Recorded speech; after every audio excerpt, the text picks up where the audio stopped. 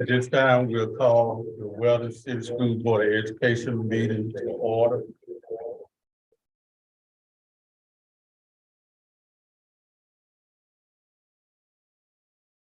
And if we may, we'll allow you to read the mission statement. Mr. Williams, there's some feedback. Yeah, I heard the feedback.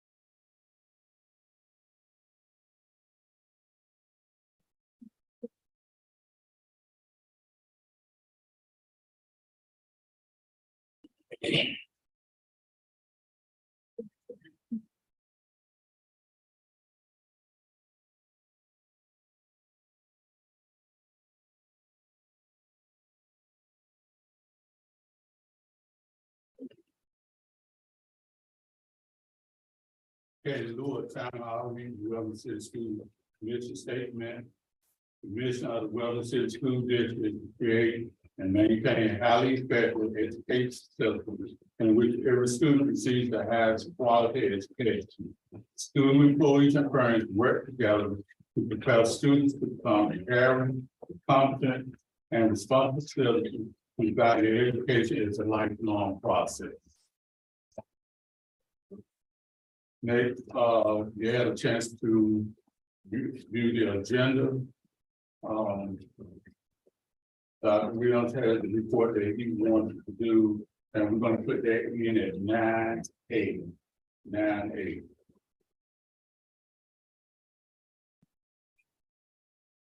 Are there any other changes to the agenda? I was no question, clarity, you said 980, put in this report. Oh, Dr. Report that I gave you all the copy of. Thank you. Any adjustments to the agenda? Number 2, we need a D. It's called a closed session. Oh, at the top, Yes. right. Where it has closed, it should be open session. Should be closed, should say open. Any other changes to the agenda?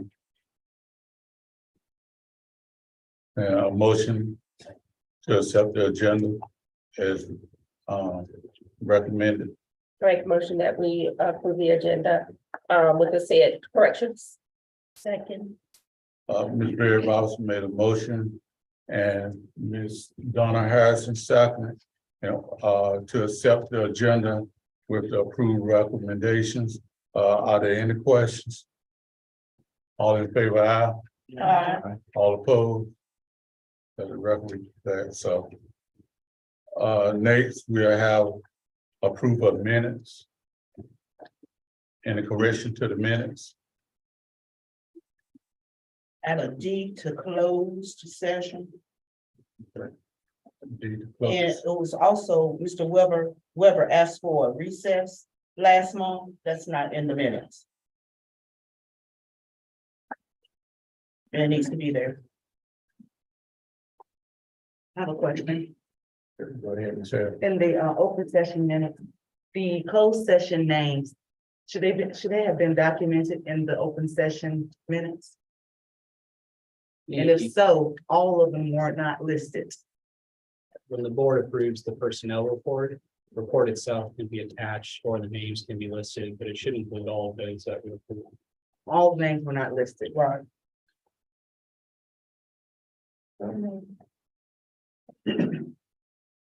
I don't think I can call them out within an open session. Personnel, yes. Personnel.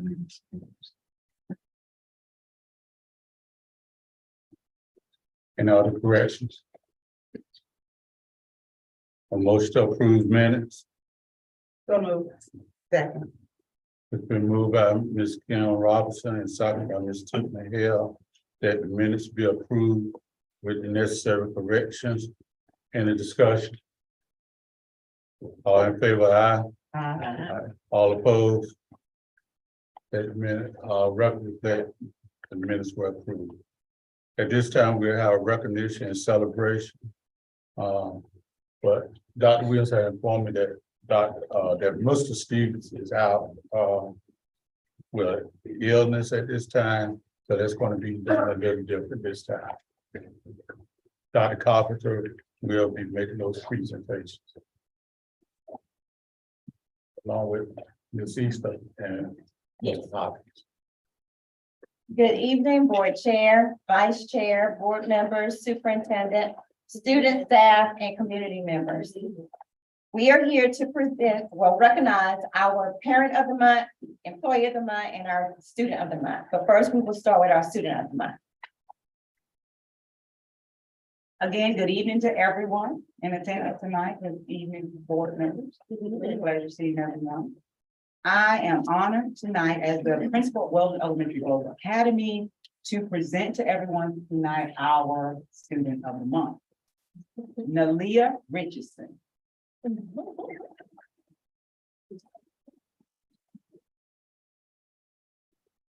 Nalia is one of our kindergartners. Her teachers are Miss Deborah Williams and Miss Candace Hood.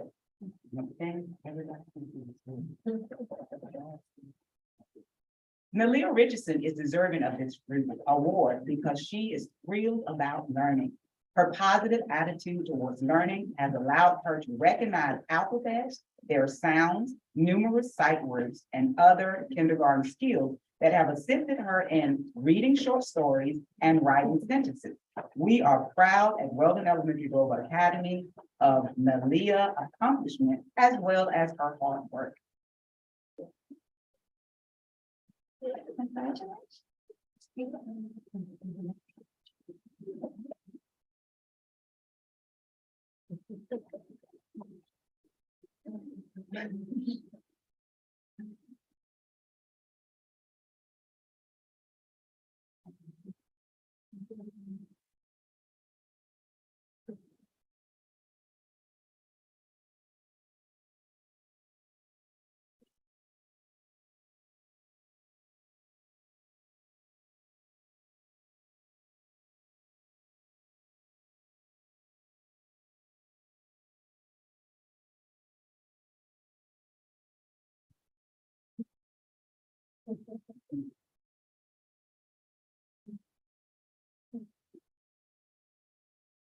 Good evening, board chair, vice board chair, board of education members.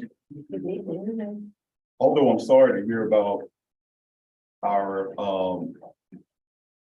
Seth being under the weather, this does bring me a great honor and privilege to be able to talk about my student. I would like to share with you, our student of the month was Ayana Freeman. Ayana, if you would, please come up.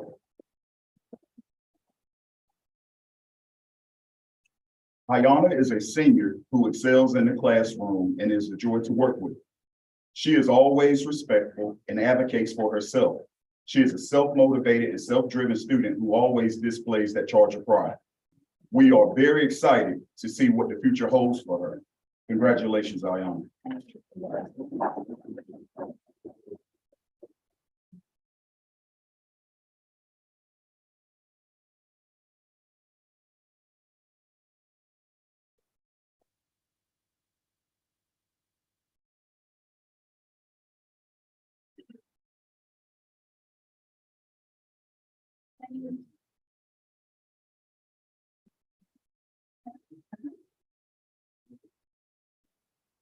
And I can assure you all, you saw that serious demeanor. That's how she is Monday through Friday. She gets off the school bus. She says, "Good morning, Mr. Hopkins." And then she's right into the books. At this time, we would also like to acknowledge a staff member who goes the extra mile. Mr. Warner Raponte has proven consistently that he is very passionate about teaching science and watching his students demonstrate mastery of the science content. He has built and developed positive working relationships with his students, which provides a wonderful foundation for him to reach his students and help them become successful. Congratulations, Mr. Raponte.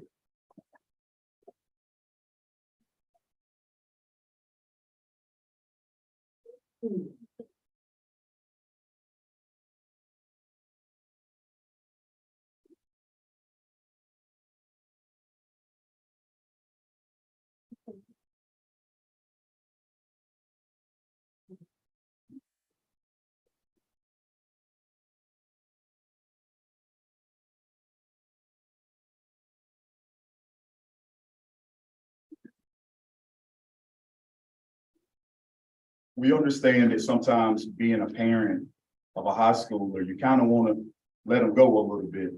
But we do have one parent, she's letting go, but she's still very much involved. And we can give her a call and she's here right away to help us with anything that we need. Not just her student, but with all students here at Weldon. So at this time, we would like to acknowledge Ms. Tracy Rogers.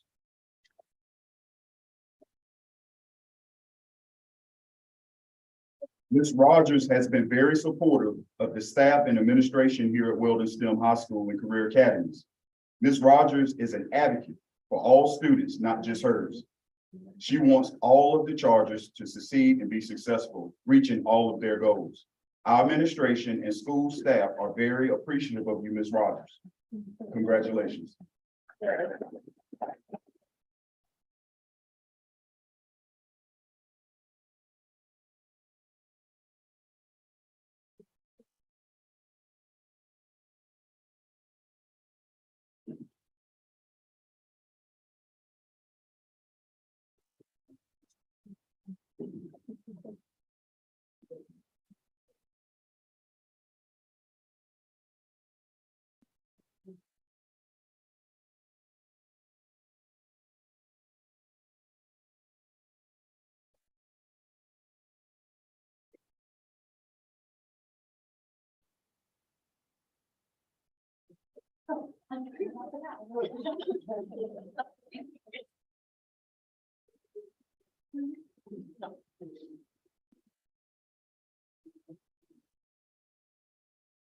Our board chair, board members, superintendent.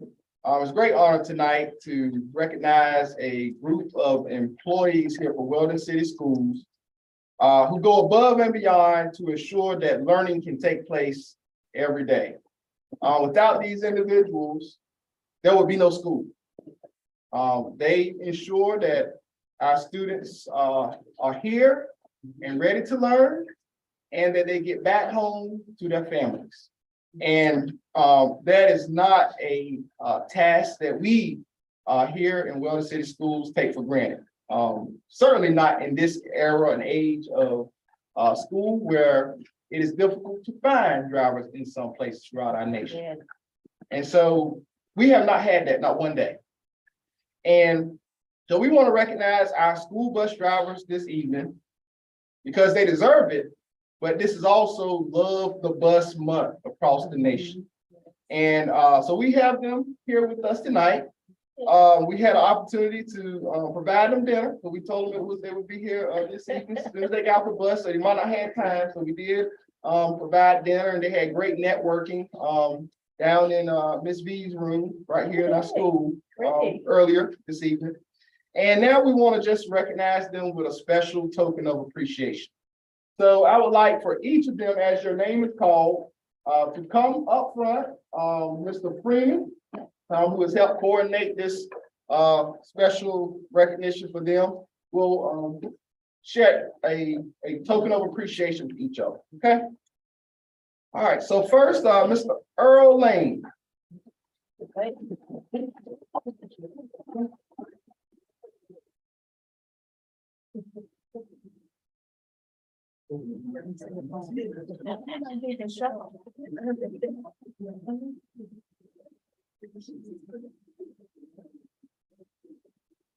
And if you don't mind standing here, just kind of forming a circle here.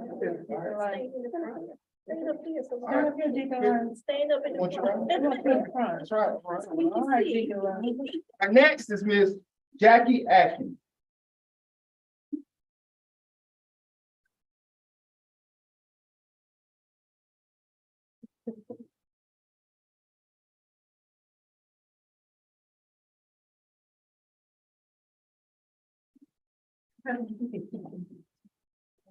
Next, Ms. Taritha Hall.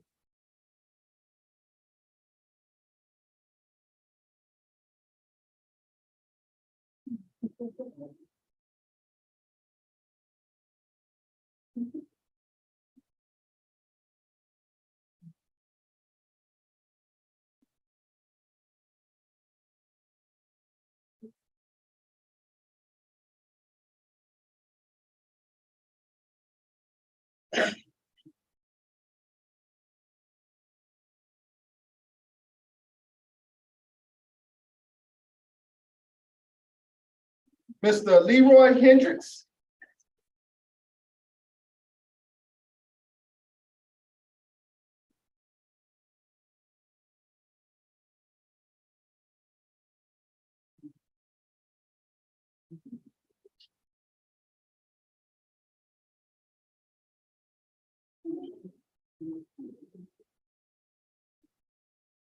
Miss Mildred Lewis.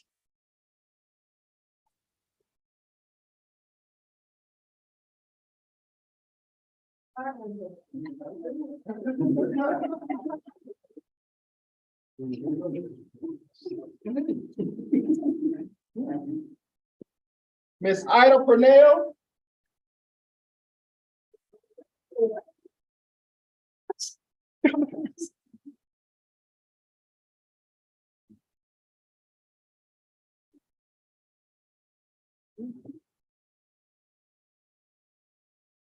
Miss Rose Morlett.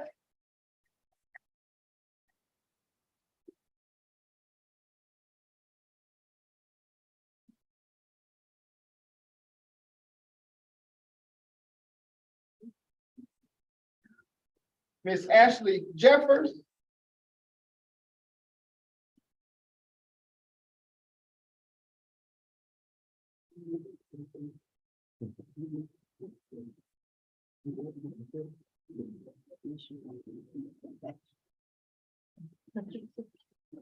Miss Tracy Parton.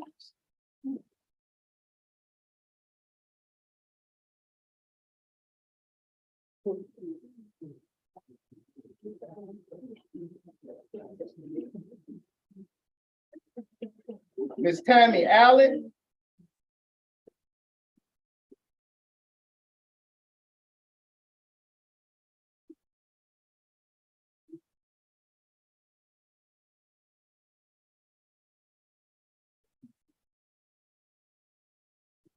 Miss Jeanette Arrington.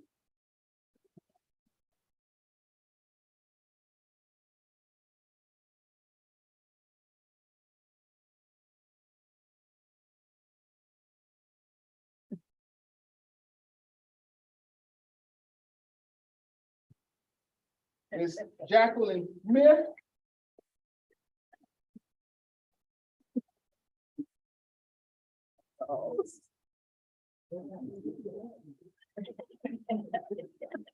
I see. Miss Martha West.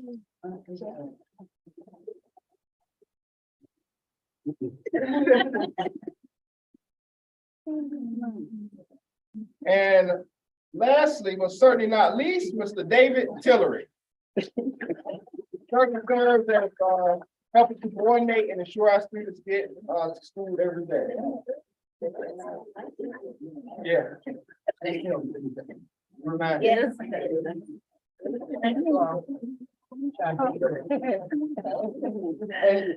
And certainly we want to call the names of, we have about 5 who could not be here, but I bet you they were here this morning and took the kids home this afternoon. So that's Ms. Sally Jones, Ms. Chantel King, Mr. Joseph McGee, Ms. Victoria Ruffin, Mr. Jay Bell, Ms. Dot Whitaker, and Mr. Corey Odom. Whenever we meet them, they step in as well. So thank you.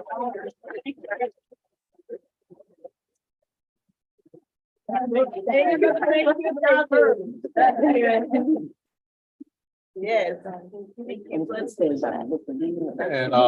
Mr. Pitcher, I like to say that many of these bus drivers up here, they were driving before I was in charge. And I retired in 2014, they still been rolling. And where Miss Webb? She retired and came back. It was a hard recruit to get her back, but she came back. Great group of drivers.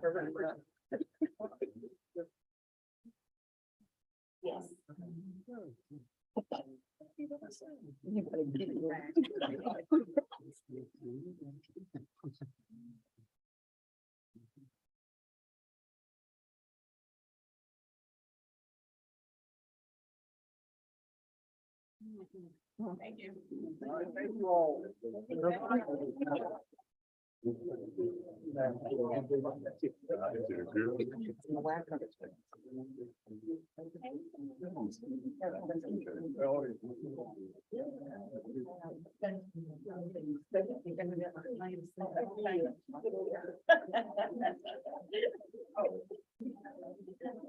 And I also want to thank our principals who help support Thank you. of the bus Appreciate that. throughout the month and recognitions for the drivers as well. So our principals did a great job.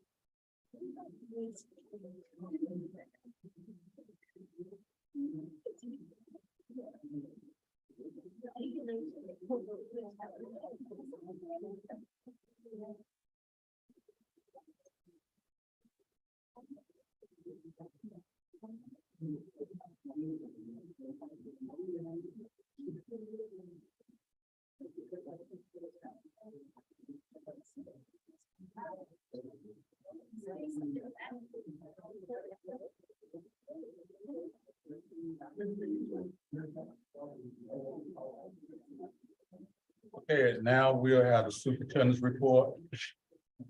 I'd like to say good evening to Chair Williams, Vice Chair Hale, board members, Attorney Weber, the exec cabinet members, all of our esteemed guests that are in attendance. Very briefly, I'll just share that since we met last, the Charger Nation has been continuously striving for our goal of excellence in teaching and reaching all students by providing them with the opportunities for academic growth. We continue to provide professional development for our principals, teachers, and all of our staff that touch the lives of every child. We're excited to share with you also that we're still on track for the plans and processes for our new middle high school for Weldon City Schools and community. It is slated to begin the building and demolition in the spring of 2024. The HVAC system at the elementary school has been installed and will soon be up and running a little later this month. I want to say thank you to the Board of Education for your support, to the central office staff, to the principals and teachers, and all staff for your hard work and dedication as we move forward to the close of this year as we are striving for 55. We're about great things in the Charger Nation, and I just want to encourage us to stay strong and keep the press. Thank you. Thank you, Dr. Williams. My comments are really sticking to saying that I hope everyone had a happy Valentine's Day. That you got plenty of candy, and sweets, and flowers, and cards, and everything. Just grateful that you didn't get so much that you didn't come to work the next day. So we really do appreciate and hope that you had a happy Valentine's Day. I would like to take this time to say happy birthday to all those in February. Happy anniversary to all of you that may have some type of anniversary, whether it's a married person, or whether it's a fiance or fly by night or well. We just want to say happy anniversary. We also just want to thank everyone who support our school system, support our students all the time. We ask for your continued support as we work, our staff work hard to ensure that they are successful. We're coming down towards the end of the year. And we just want to hit the road running. If you're already running, run a little bit faster. But we need your support with our students and helping them to be the best that they can be. Thank you. Now we have monthly financial statements by Gregory Evans.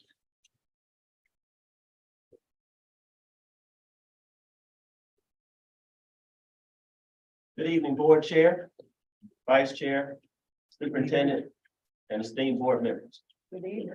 Good evening. In lieu of time, because I know I've been rather long-winded in some instances while I'm up here. I know you have been provided the information about the financial statements as well as the all PCR report and action items. On the financial statements, would there be any questions at this time? I'd like to entertain.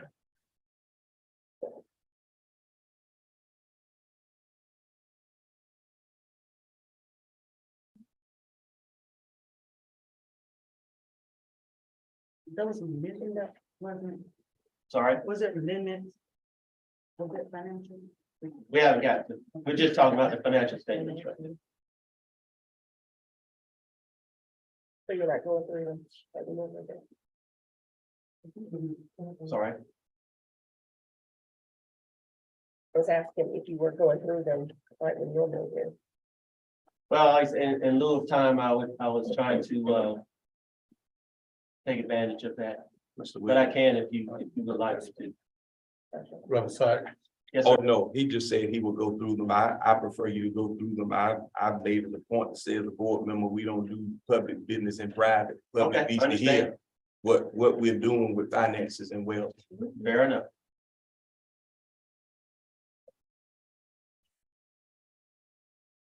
All right. On the current expense fund 2, we started with a beginning balance of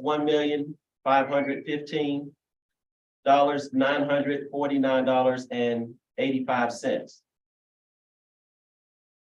We had monthly deposits of $267,625.76 with a year-to-date balance of $1,783,575.61. Expenditures of $1,208,982.56 was our beginning balance for the month of January. And we had for that month expenditures of $379,378.50. With a year-to-date expenditure of $1,588,361.06. With a net result for the year of $195,214.55.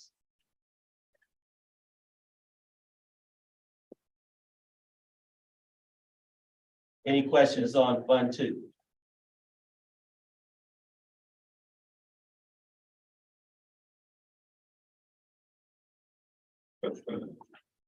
Moving on to Fund 4. I do have one question real quick. Yes, sir. Mr. Edwards, on the revenue side for January, the supplemental tax, the $203,868.87. Did that bring us up to date as far as what we're supposed to get, or are we still? We're still some months receiving back? those taxes. Yes, Okay. sir. Okay. Is that it?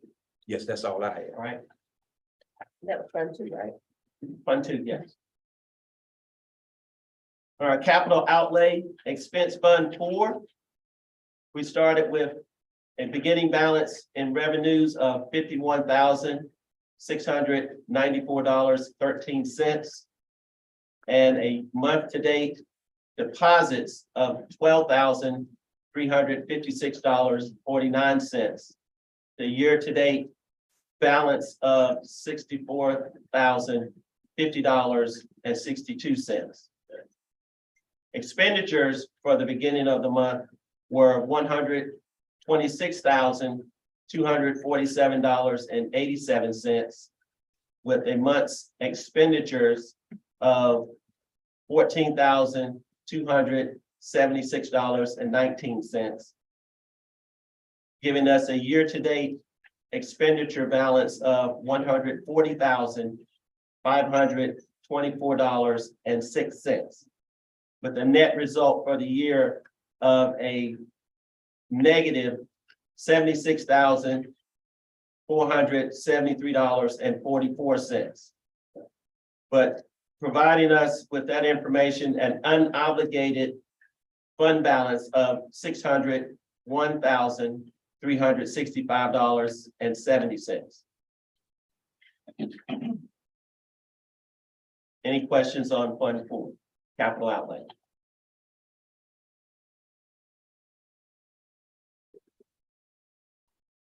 Moving on to Child Nutrition Expense Fund 5, month of January.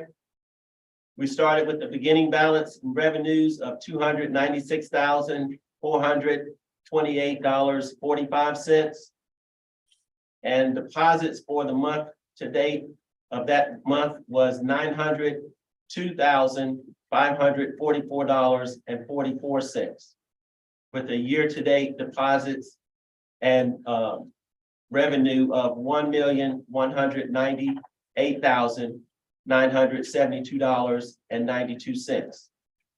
Expenditures for the beginning of the month were $373,425.31, with a month expenditure of $863,196.53, bringing us to a year-to-date expenditure of $1,236,621.84, with a net result for the year of a negative $37,648.92, but still having an unobligated fund balance of $291,890.90. Any questions on Fund 5?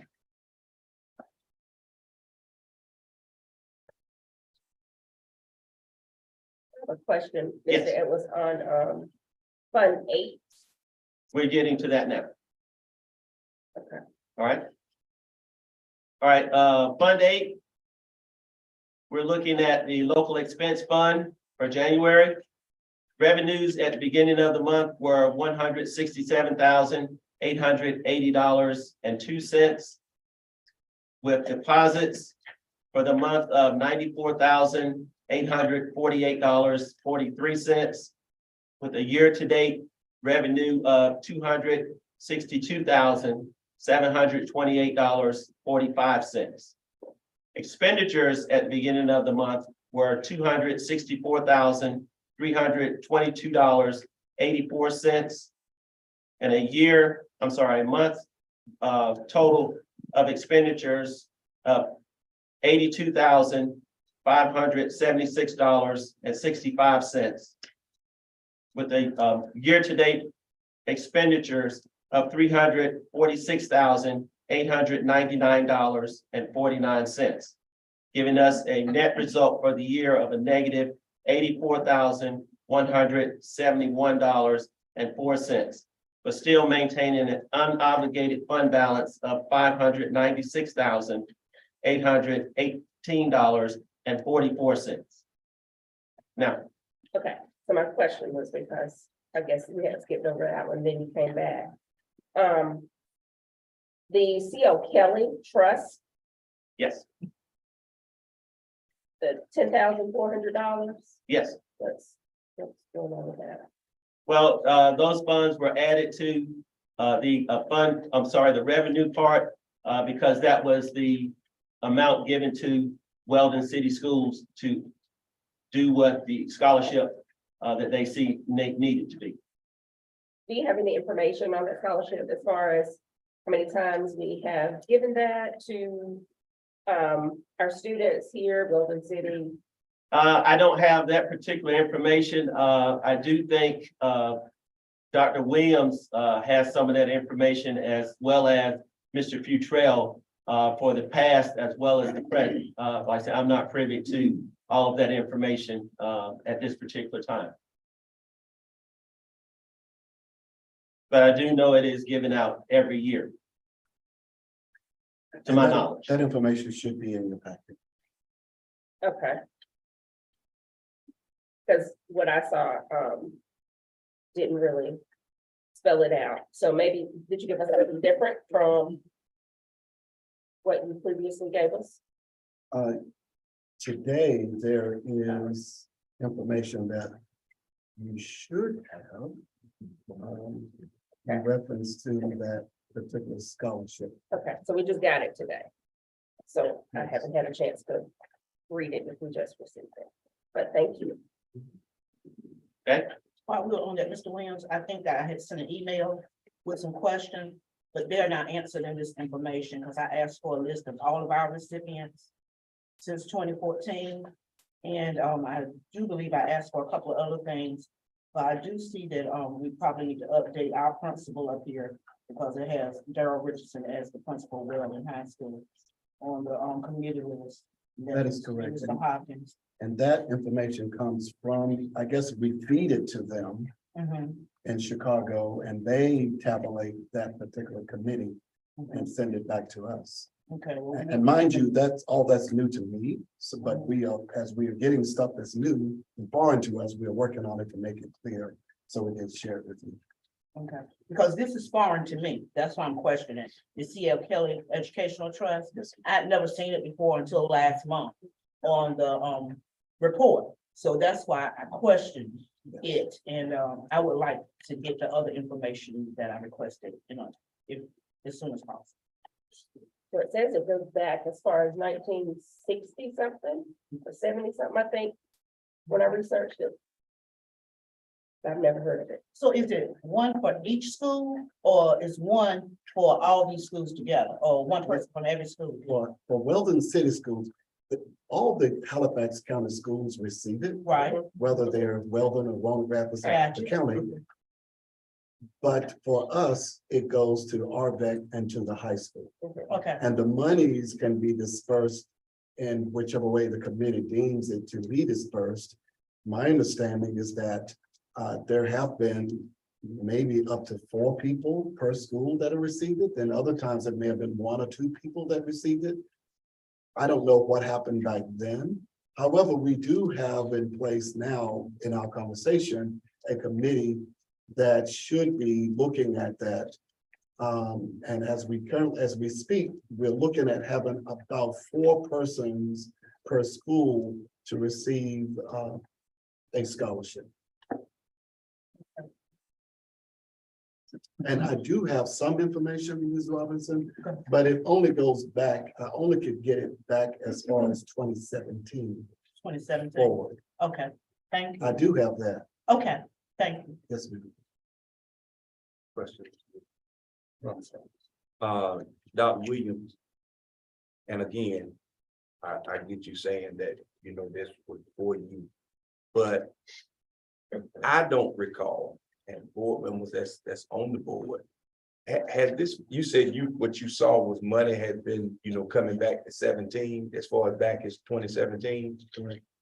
Did whatever committee or name, are there persons listed that actually received it? Because this was my first time hearing about it. I That's mean, correct. if it was money that was sent to Weldon, I don't think we had a committee in place. So I guess whatever committee it was, divvied up the money. Yes. Actually, prior to a couple of years ago in my research, the schools handled it themselves. So it wasn't a district thing. The monies were sent directly to the 2 schools, and they with their own respective committees would do whatever they did to share with students who were recipients. Now it is coming to the central office. It comes to our finance department, and we'll be handling that part of it. But we don't control how much comes. Whatever comes, comes. And it is divided equally between both schools, whether it's RVEC or the high school, in the tune of maybe $10,000 or whatever. And they therefore will select students based on the criteria to receive equal portions of that scholarship. Williams, I have one more follow-up, all right? And as much as Dr. Williams just said that he's tracked it back to 17, can we call up our senior tenured principal in the district? Mr. Bullen, because he was here. And I just like, I mean, if he had a committee, that would kind of shine some light on, and that would cut down on a whole lot of research if he already knows how that was done. Are you familiar? Yes, sir, I am. Okay, Like Dr. Williams said, originally my first 2 years here, the Kelly Scholarship money came to each school. And we had a committee in school, and determined how to give it out. We gave it out in equal installments. The high school under Mr. Green gave it out in first, second, and third, divided up in different levels. Under Ms. Gary, she had that coming up to the central office, kind of shifted how that, given out, with her and Dr. Taylor. And that's when the change was made. I do believe the reason why the money is there is because there was some confusion over whether it had come and being able to get money to students. When I reached out to my recipients this year, they had not gotten the checks after talking with Mr. Futrell, trying to work on getting that information so that I can get processed out to them. Because of this kind of confusion over what the money was, and whether it was received or not. But it was handled by a committee at the district level, the last one, so it's probably 2018 and 2019. so then, if I may, Mr.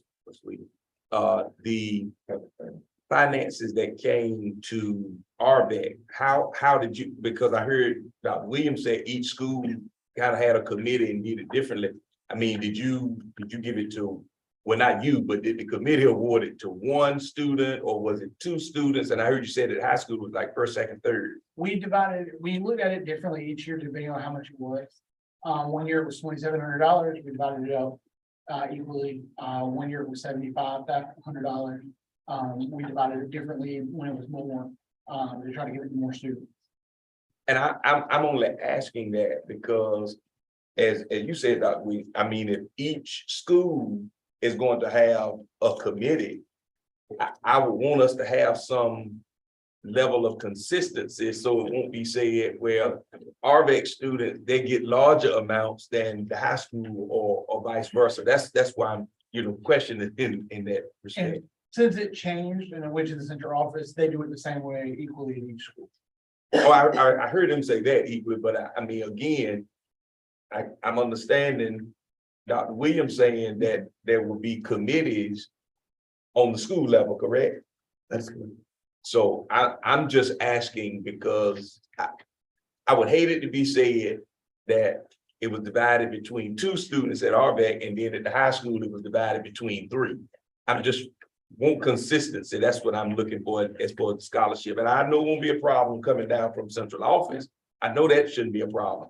I was just asking that, and so I guess you and I can work with Mr. Hopkins. yeah, that's what I was gonna say. If y'all are gonna work together to maybe outside of the criteria that we have listed here, at least you all will decide whether you're gonna do it between two students or between three students, just so we can have, the same level of transparency, regardless whether you're at RVEC or the traditional high school, as we will call it. Right. Yeah, that's what I'm at. We'll make sure we do it the same way those schools.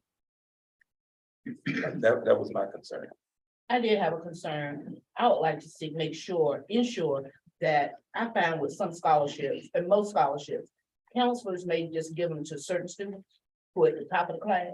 This scholarship can go to really anybody who has a 2 point, whatever. Right. And a lot of those students may not be the top of the class. That's good. So I would like to make sure that not just this scholarship, but all scholarships go to the parents and to all students, just not a select few. I know when I was in high school many years ago, that's how it happened.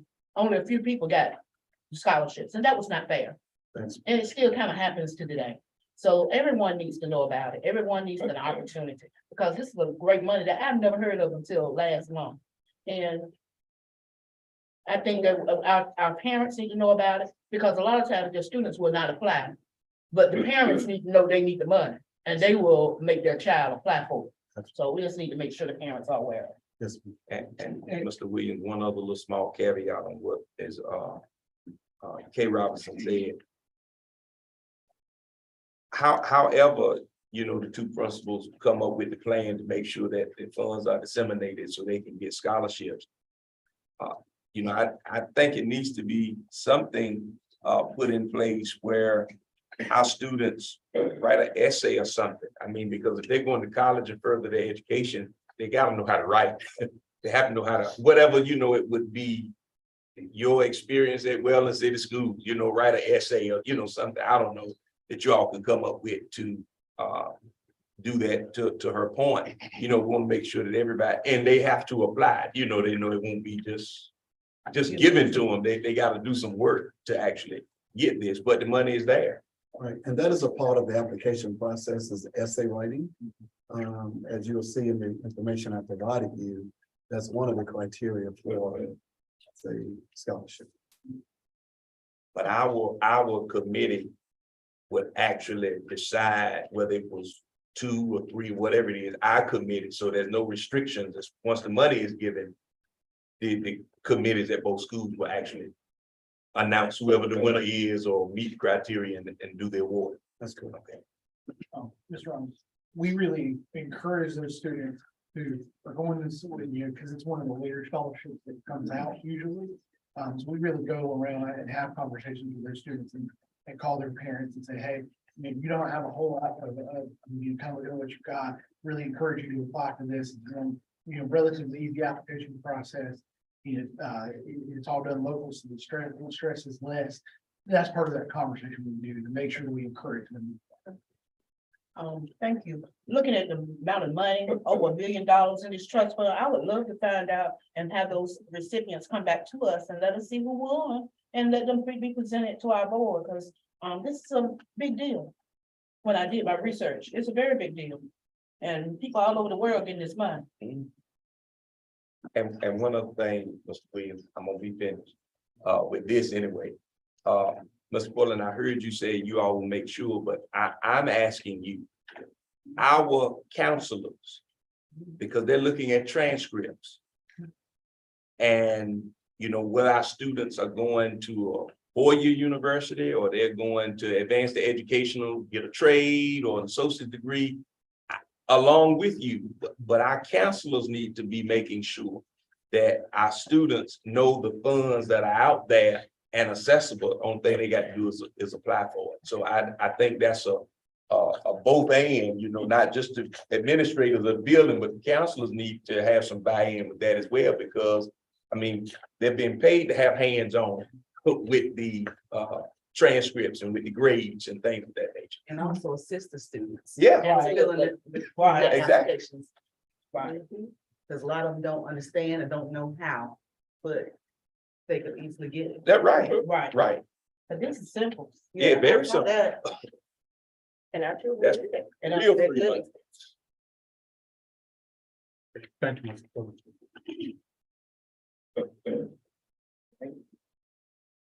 As we proceed, we have the all PCR report. This does take an effect, the restart funds that were administered with this report.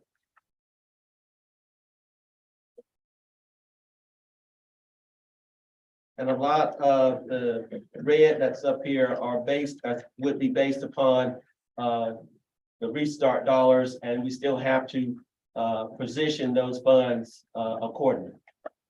We don't have red. Well, I'm sorry, there are some numbers that are in the parentheses. Okay, Those would be negative numbers, Okay. where the state has either taken funds back or the actual budget may be in the minus. But like I said, we still have to reposition a lot of those funds to clear that up from the restart dollars, as well as other allotments that the state has provided. so everything that's in the negative is a restart dollar or? No, it's Okay. just, it's a part of restart dollars can clear those up, but then also those are numbers that maybe the state took back some funds from that allotment that we're looking at here. In the middle of the year?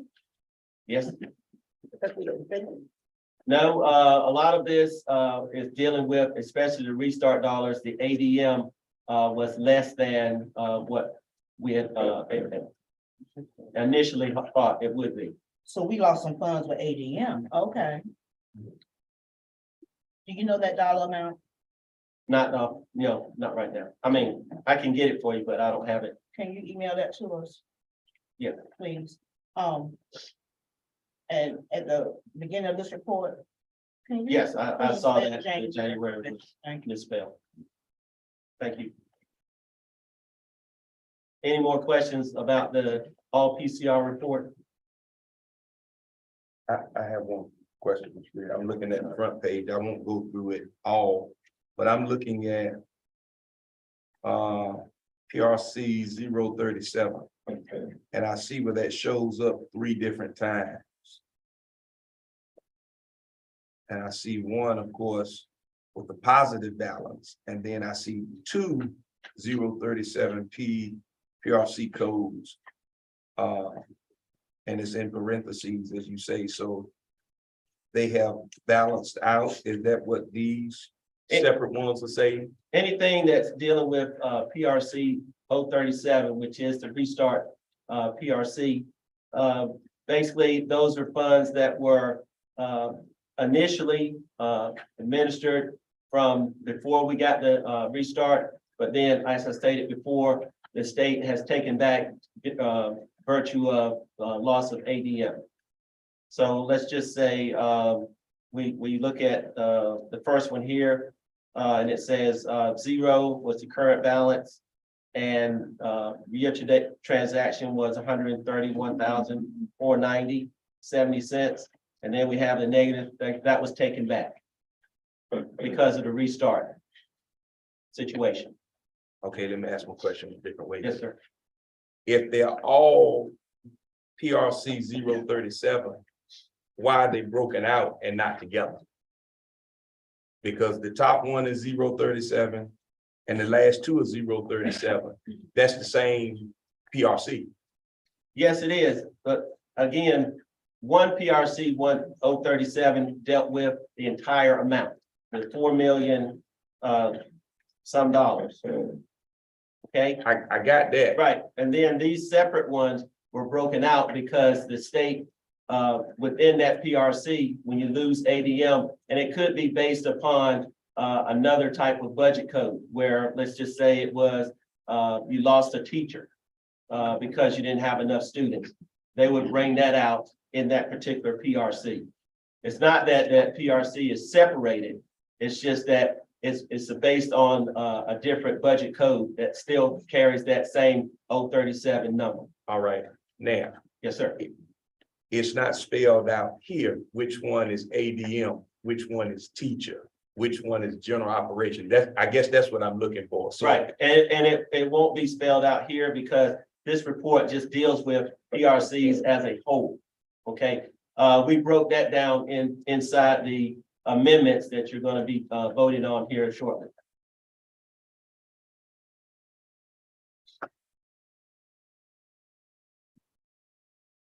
To further piggyback on that, when you go to page 2, I see restart 4 or 5 times more.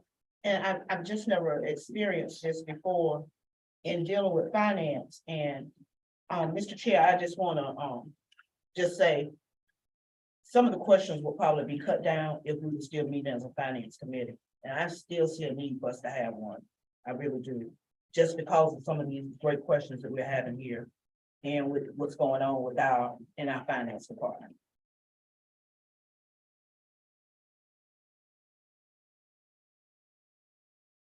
Well, just to give you, like I said, the PRCs are this report is generated by the state. So it's nothing that Weldon City Schools is generating per se. This is all generated by the state. So if you have additional PRC numbers or multiple PRC numbers, 037 is the number that we're in question about. That's, like I said, is sent down by the state. Nothing that Weldon City Schools or Finance Department has anything to do with.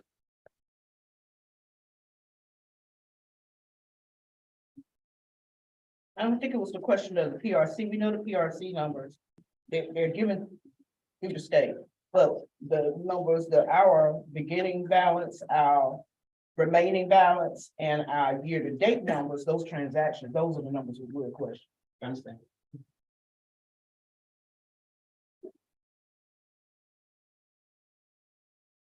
No additional questions? Yes. So I'm looking at the PRC report that you gave us. And I do know that, let me make sure that there's a federal.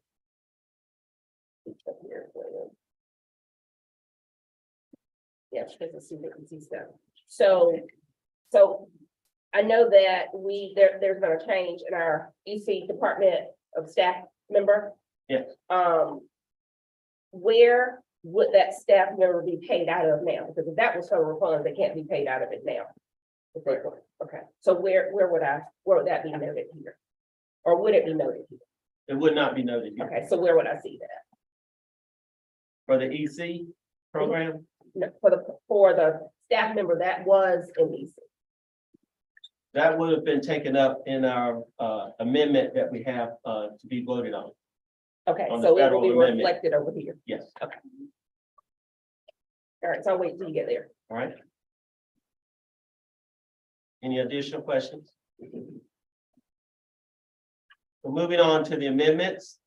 I was going to break those into categories, mostly dealing with state amendments first, moving on to federal, child nutrition, and local.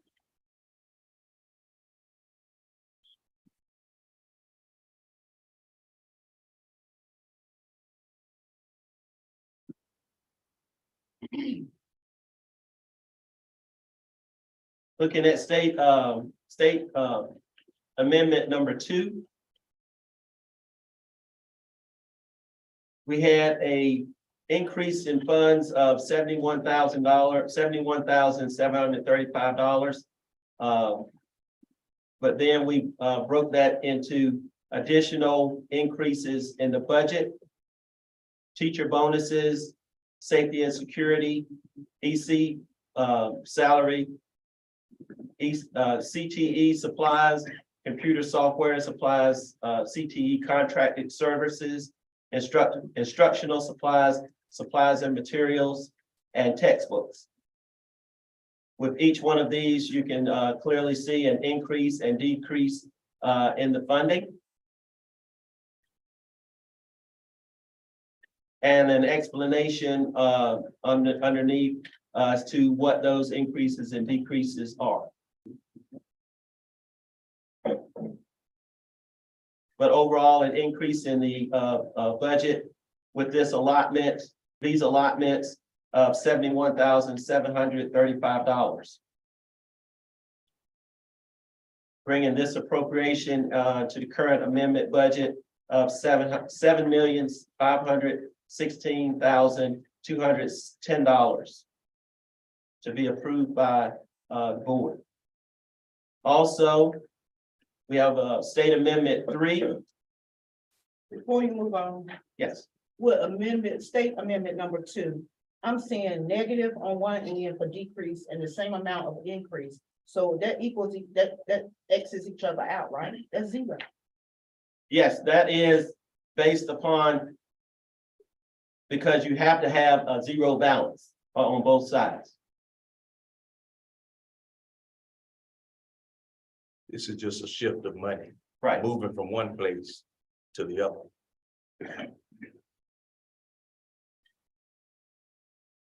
I have a question. The safety and security. I thought we got a grant for that. Is this some additional funds, or did it come in and we're moving it here? Is this what this is? This is an allotment that was handed down by the state for those funds. As far as a grant, I am not aware of that, but it could be the case. I'm not saying that you're incorrect. I know we applied for a safety Yes, and security grant, and I thought that grant was awarded, wasn't it? Yeah. We received it. Yeah, that's what I Yeah. thought. again, like I said, these are allotments and that could be part of that grant. Okay.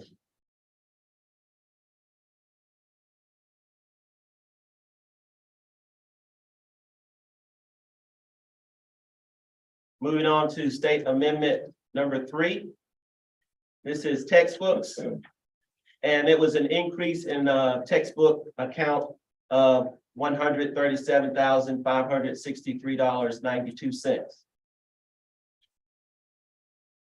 And that brought our total appropriation amended budget to $7,653,773.92 to be approved by the board.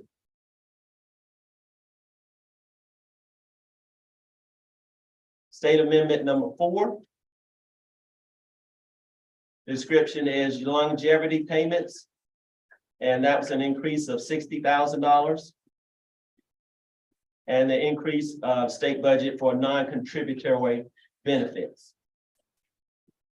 Is that for everyone in the district? Yes. Will we need to move any more money for longevity at the end of the year, or this is it?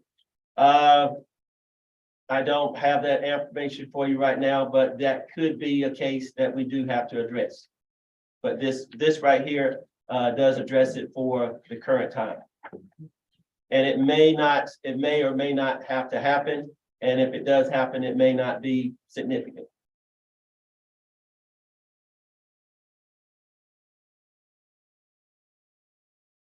With that amendment total to the current budget, we can see here $7,713,773.92 to be approved by the board.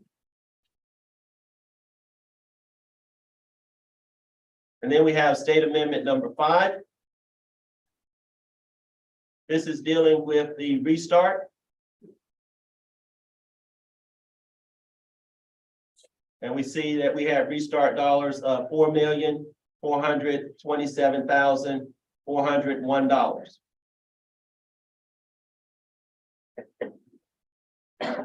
And again, we're just moving that money to pay for the items that are in the parentheses.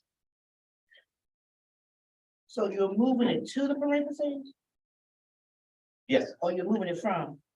no, to get rid of those parentheses, which would be a negative number. Okay. So question, Yes, sir. everything that's listed out here, classroom teachers, non-instructional personnel, school building administration, teacher assistants, at-risk textbooks, everything. What you're proposing is that we do away with the money that's in those line items and just lump it all in one category, which you have here, classroom teachers. That's basically what you're asking us to do, because everything that's in the negative to the right, you No, say that- decrease that, right? And increase the one at the bottom, classroom teachers. Or it should be the opposite. I'm sorry, which one are you looking at here? I'm sorry. State amendment, Right, 5. right. Are you looking at the first line item or classroom teachers? All right, the way the amendment is typically presented is you have, of course, your things that you're trying to pay for and the money that you're paying for them with. Classroom teachers is just a budget line item that we use to cover those things. They're not moving from one to the classroom teachers is what we're using, as we're calling it, to pay for everything that's on the left decreased side. Right. Okay, so yes, you are moving that to there. It's not per se a classroom teacher per se. You're just using that budget line item to pay for it, because you can see here, the classroom teachers at the beginning, it's 5110,001. At the Right. bottom, it's it's 037. So they're really not the same thing. They're just being called the same thing. You're moving restart dollars over to pay for everything that's in the decreased side. Right, yeah, Right. that's what I'm saying. Yes, So sir. if you're doing that, then we don't have a breakdown any longer because you lumped it in all in one category. We don't have a breakdown. It will be all under basically this bottom line, 037, which will be restart, but everything would come out of that.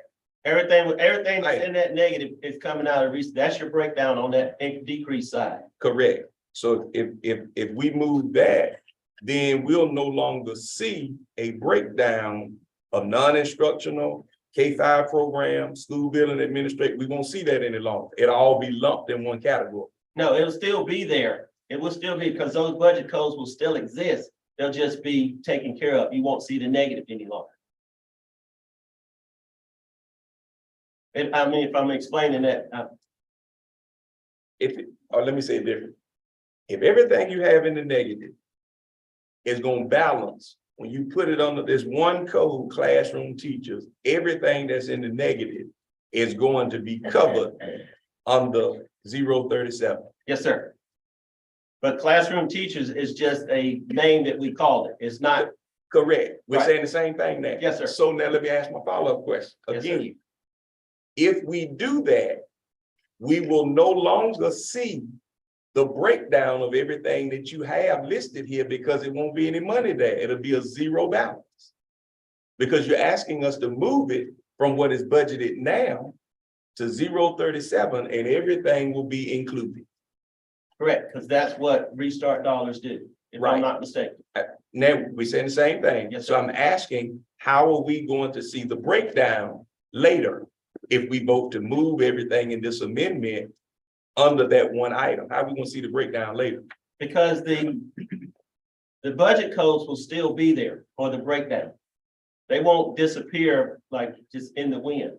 Okay, we're just using these budget codes to move those funds over to 037. They'll still be there as you need a breakdown for any item that's in this particular breakdown that we have here now. They'll still be existing. I got that. Maybe I'm not following your full I heard question. what you're saying, Mr. Edwards. I'm just asking.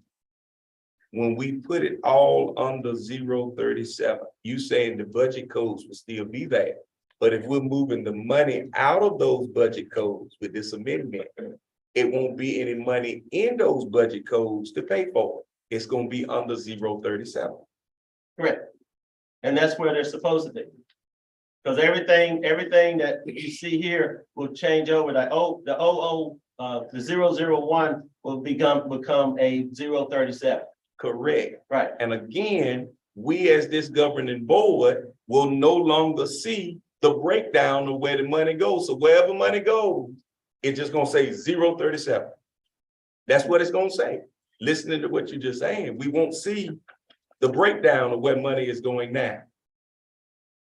That's the point that I was making, because it's all gonna be under 037. And we won't be able to see it like we see it now because the code will decrease and it's gonna come out of 037. Correct.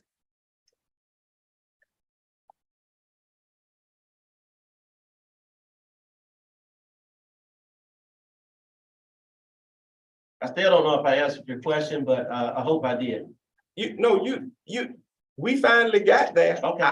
What I was looking for is we won't see any longer exactly how all of the money is expended. It will only say 037, and we won't have the breakdown of where it went to because it will all be lumped together, 037. Yes, sir. Yes.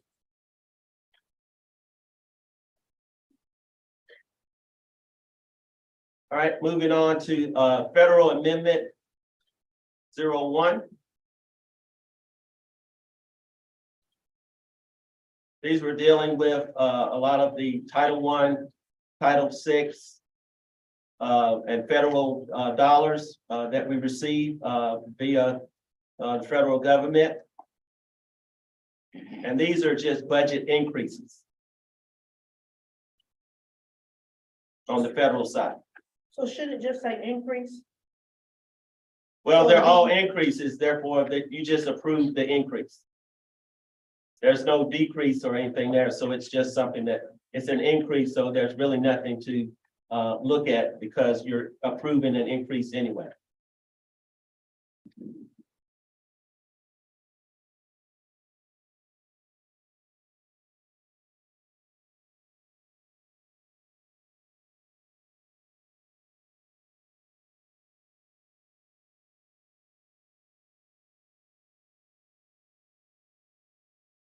And now we have the child nutrition 01 amendment. These were increases for fruits and vegetables grants that were received.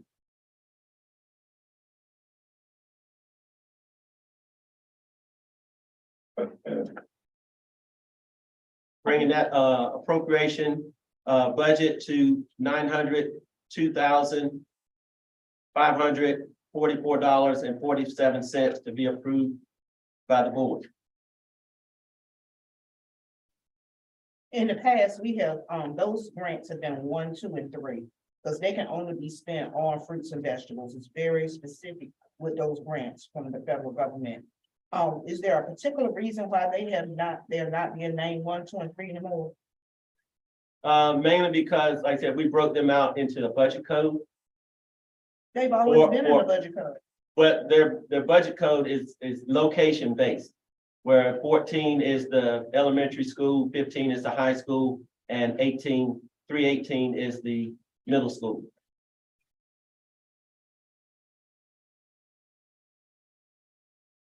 Mr. Edwards, Yes, do you have a copy of the object and purpose code? yes, I do. Okay. But you, Can we have? I can get that. Because that may explain. And if you use it, we're probably gonna explain it a little bit better as far as the breakdown for us. That is correct. And then moving on to the last one is local budget, local amendment 02. And this is pertaining to the funds received as an increase to that budget for the C.L. Kelly Educational Scholarship. Again, it's broken down into location code of 310, which is RVAC, and 315, which is the high school. Each receiving $5,200. Mr. Ellis. I just noticed on this amendment, at the top it has the 16th day of February, at the bottom it has the 17th day of February. I can correct that. I'm glad you brought that to my attention. There have been no further questions. I have a motion to approve the I amendment. make a motion. No, I had a question that hadn't been answered. We told me we'll get to it when it gets over here, Yes, I'm sorry. about the move. The employee transfer that's coming out of probably federal, or you told me you would tell me where it is over here, so that I can. The CE, I mean, the EC Mhm. portion.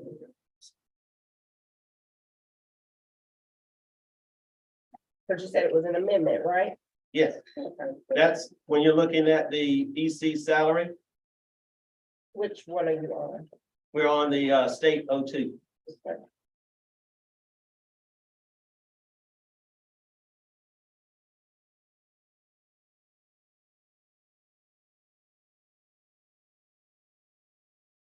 That was an increase of the $65,000. And that was based on an allotment and a grant that was received from the state. This is TA, which I left behind. I'm sorry. This is EC salary TA, no child left behind. Yes. That's the only item that was pertaining to EC that would have changed anything So as an basically, increase to the budget.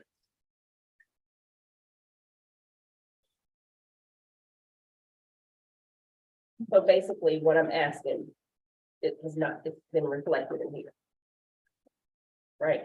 Your question again, and like I said, I'm sorry. I forgot. Basically, Mr. Edwards, she's asking with the transfer of a staff person from EC to the middle school, where is that money reflected in your budget? Because it can't be paid out of EC if she's in another Correct. location.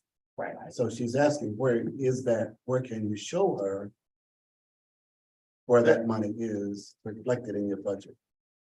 That right now is not shown here in the information that I provided you. But we can, I can provide you that information because it's going to be listed on employee action forms that we receive from HR on how the different individuals are paid and if they're transferred and how those funds are administered. So my question was, how is it reflected in the overall, in the budget, not on the employee form? But it sounds like it is not shown here, so. Well, I thought that's what you were talking about, so no, it's not showing here. As far as that information, I don't have it with me presently, but I can get it to you if that's. But you're saying you do have. You do have, it will be reflected in here. I mean, you have already taken that into consideration Well, not in this particular amendment, in the budget, period. in the budget, yes, Okay. Please share that with us. yes, I will. Mr. Williams, I have one question concerning that. I was waiting as Sorry. well as Mr. Robinson said. If we already know that it's going to be less people being paid out of the EC budget because of the transfer, why is an increase being proposed for the EC department? It would seem to me if you have less people working there, where it reflects salary, it should already be enough money there to cover since a transfer has been done. Well, again, this isn't pertaining to any type of transfer. I misunderstood her question initially. This here is a grant that was allotted by the state, the 65,000. Okay, Okay, so it's not something, there is a salary that will be paid out of that grant dollars. But as far as a transfer of individuals, I have to get that information for you. well, I can go ahead on and tell you, if we got a grant from the state and we don't have enough employees to cover that grant, it's gonna end up going back to the state. I mean, simple put it, even if you accept it that, the grant, you have to pay it out there, so we can accept it all day long, but if you don't have enough people at EC to pay it at the end of the June 30th, that's money that we're gonna end up sending back. I mean, so again, you can't, Yes, sir. the transfer part A is nothing that we can address in there, it's just a grant accepted from the state. It is what it is.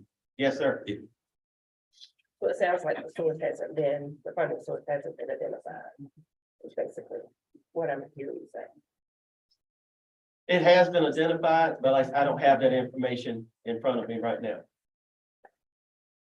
So we have a motion to approve the amendments. Make a motion to approve the amendment. Second. Motion by Ms. Hale, second by Ms. Harrison to approve the amendments. Are there any questions? All those in favor, aye. All opposed? Motion passed.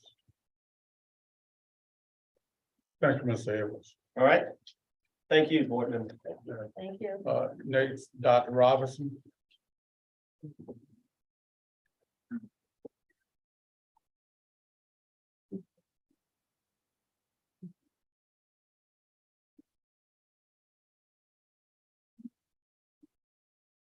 Good evening, board chair, assistant board chair, superintendent, members of the board.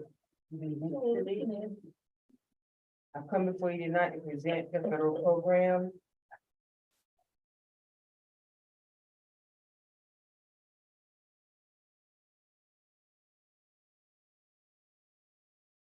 Are there any questions regarding, the presentation that I've submitted to the board. Dr. Robinson, did you ever get a list of all employees that I were being did. paid? Yes, ma'am, I did, and I submitted that list to my superintendent, Dr. Williams. It should be in a superintendent report for ESER 3. Dr. Williams, did you email it to me? I sent that to the board in my board update. If not last Friday, Friday before. Okay.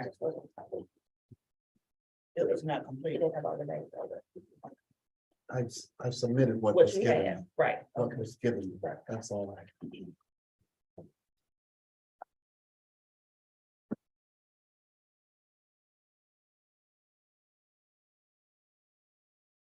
Are there any questions for Dr. Robinson? I do want to provide a couple of updates. And if you do not have those names, I can resubmit those to Dr. Williams again, so that you guys can look at. I did it. I'll look. Okay. Because we did have to make some amendments and some adjustments. Okay. And that's because 181, PRC 181 is a federal grant, so we have to, it has to align with what we have in CCI. Okay. Just a couple of updates, we did apply for the 21st Century Community Learning Center summer mini grant. We applied for a $200,000 limit for 150 students, and we're waiting to see if we're approved. Who will we know? I'm thinking mid-March. They didn't give us a definite date yet, but I'm thinking mid-March based on his. So that was submitted on February 8th.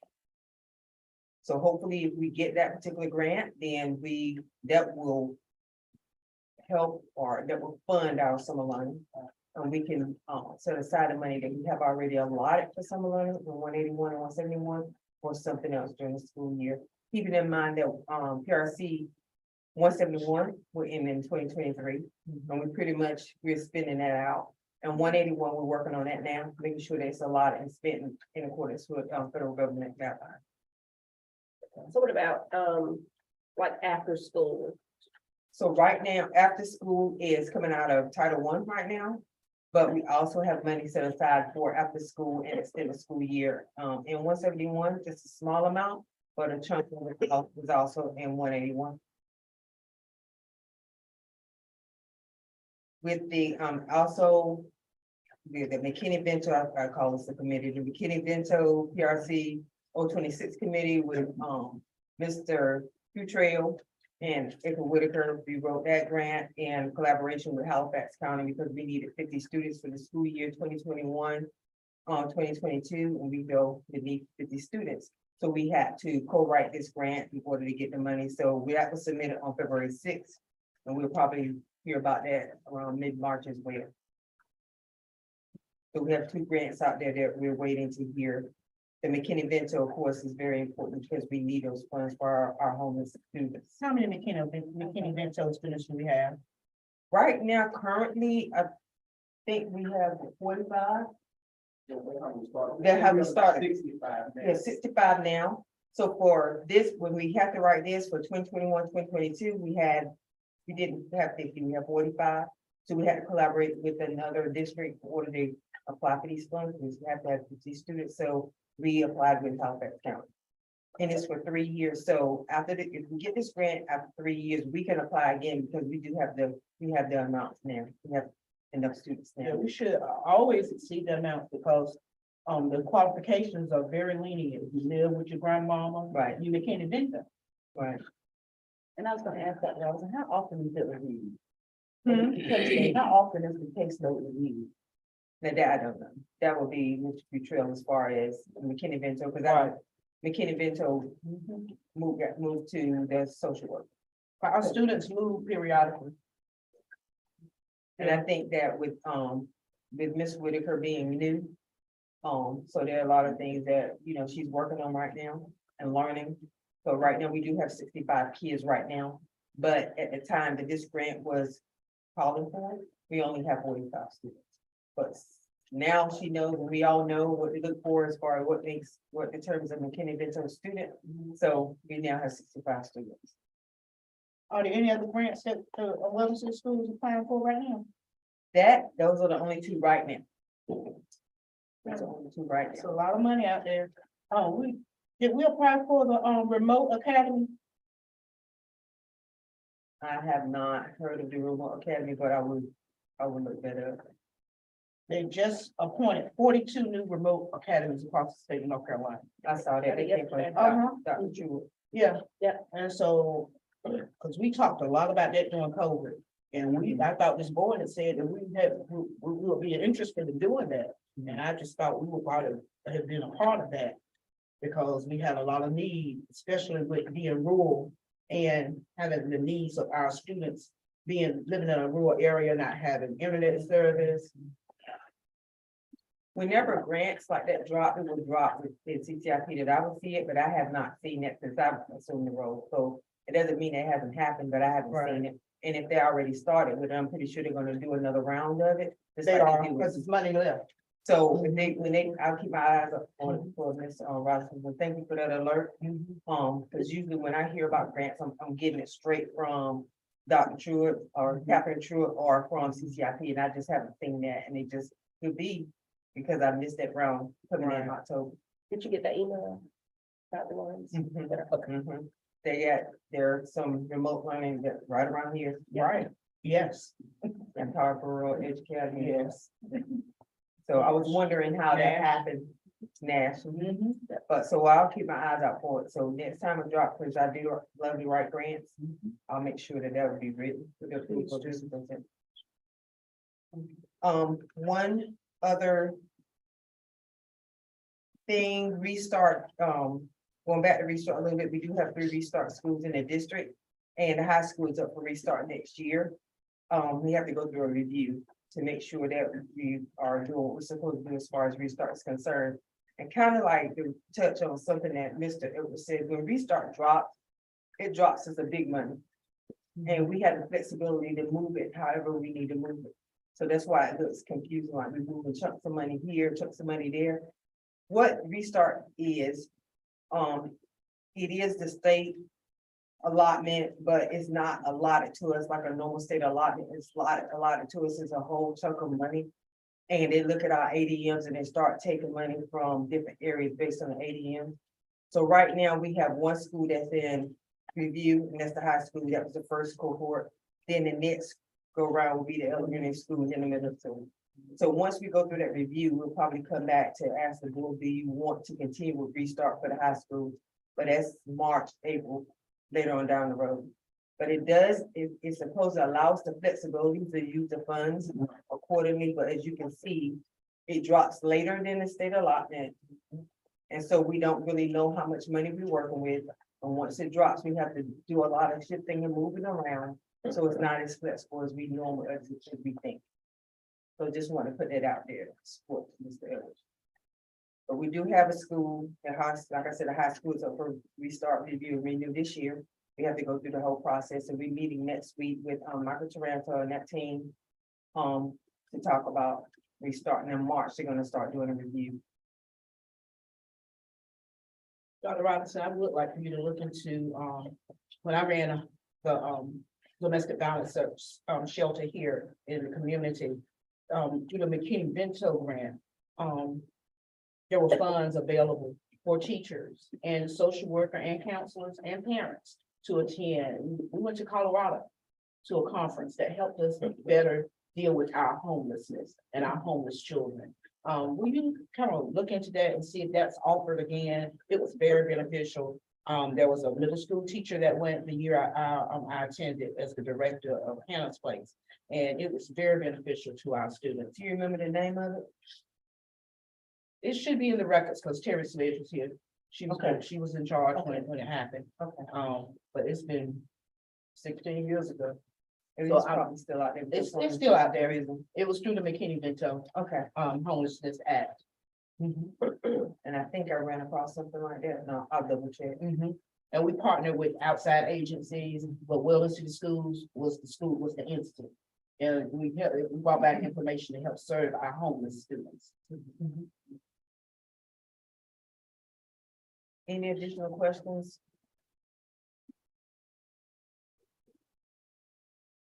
Okay. Thank you, Dr. Ross. We have curriculum and instruction.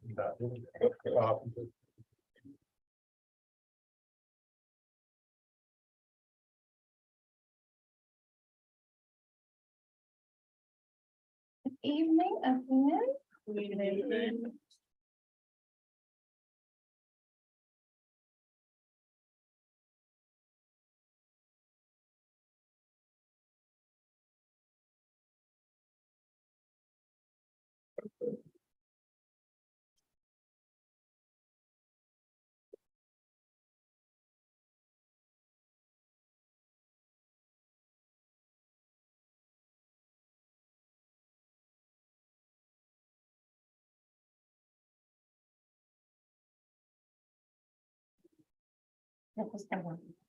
Okay, I'll start with the testing update.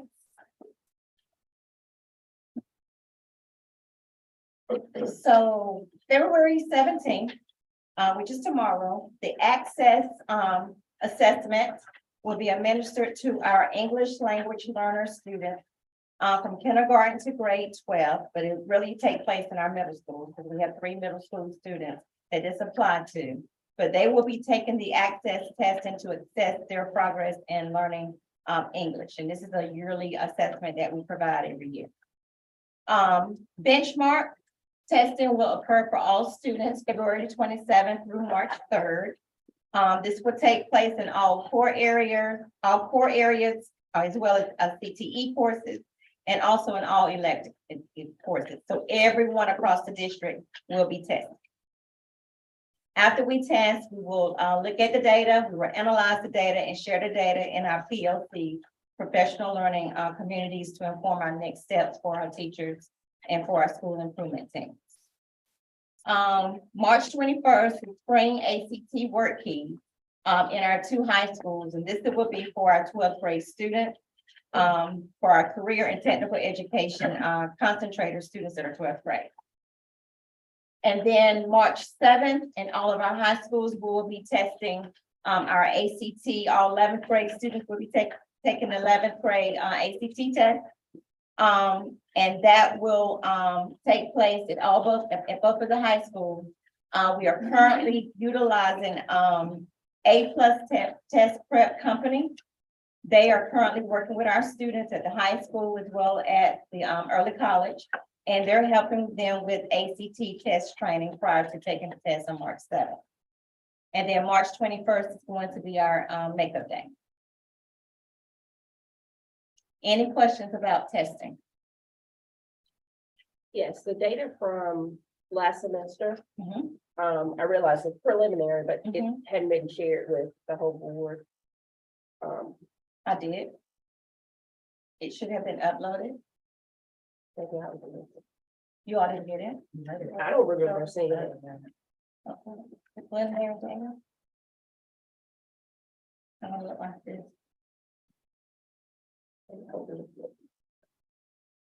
Upload for this month? Yes. It should have been uploaded to share and send one. That's so you all I all can got. see it. You all didn't get it? No. I haven't. Did y'all get it?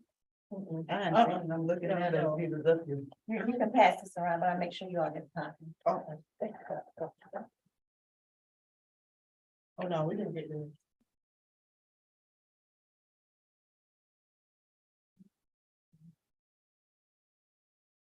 No.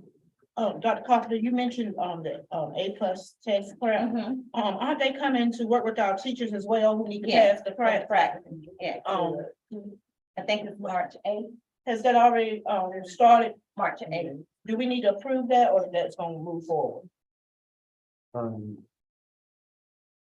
I don't know whether I don't know whether the cost factor I warranted the think it board. was less than your I threat. can't even- The cost is $3,500 and they're coming, is it Tuesday, March 7th, whatever that Tuesday is. I think March it's 7th. March 8th. Thank you. It's 3,700, 3,500. 3,500. I just wanna make sure it's happening, cause, we really need to assist our teachers with that. Yes, I've signed the contract and sent it back to them. I sent them a PO number. It's not that. Is it just this one, Dr. Carpenter? Just this for the. That's my only copy. No, I'm saying, these are the only. Those are, so at the high school, we only had for the fall semester was math 3 and English 2. But those results are not in yet, and then biology. Math 1 is a year-long course here at the high school. At Arvec, most of their courses are either year-long or they just started this semester. So we don't have the data, of course, for those. So we looked at that data and we made some teacher changes, provided some interventions and things of that nature, but those students would definitely be invited to remediation. Are we planning any boot camps and Saturday learning opportunities for our students to come out and prepare for the test? So yeah, so there, April 9th, that will be the time where the district will come together to plan the boot camp.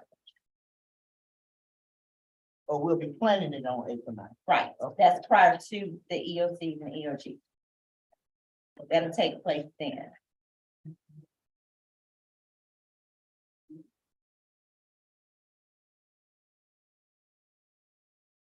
So how is after school going right now as far as So we're using our benchmark data to target our students to identify who should come to after school for support in reading and math. And as well, and we're still inviting students, of course, to come if they need help with homework. We're also here at the high school, both high schools actually, there's time implemented in the schedule for intervention. For, you know, if students need to go to their teachers to get additional help during lunchtime and things of that nature. how often are our people that we hire instructional to help you in your area? Are they going into the schools? That every day. Every day.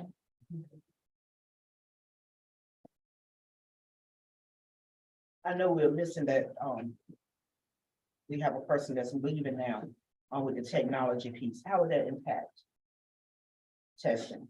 So there's been conversations because of the way that position is funded, how we need to move forward with it. But until that decision is made, CNI will pick up that instructional part of that. Okay.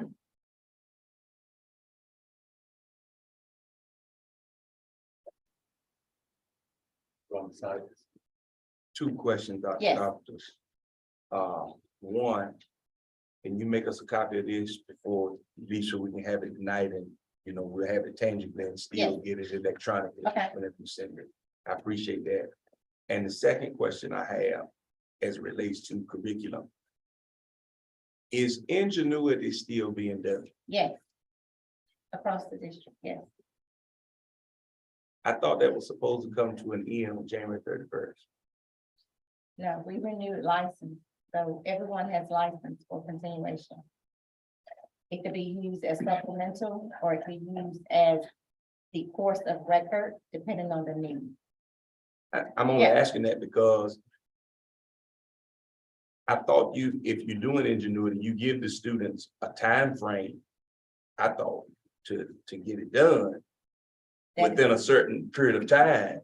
That's and- correct. If you keep on letting it go on, it almost seemed to me like the students can just get to it whenever they feel like it. No, it should be a deadline should be entered for each student.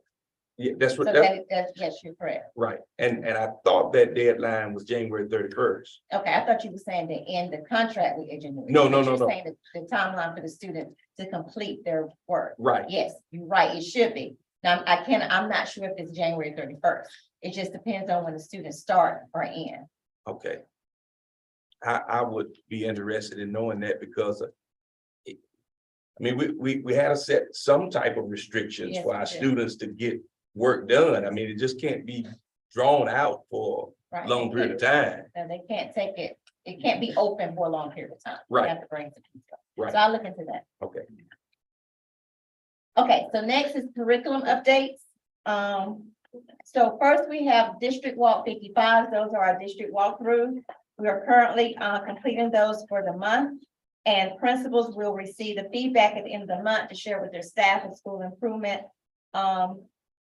team to inform their next steps. Professional development was held here in the district February 9th. Not students, but teachers were able to participate in letters training, training that involved differentiation strategies. The Student Services Department offered social and emotional learning session, as well as the technology department provided information on how to utilize the current phone system more efficiently. So that happened on February the 9th, and our next professional development day across the district will be March 9th. Moving on to student registration. So the CNI team, we're working closely with the Student Services Department to update our course offerings for the 2023-2024 school year.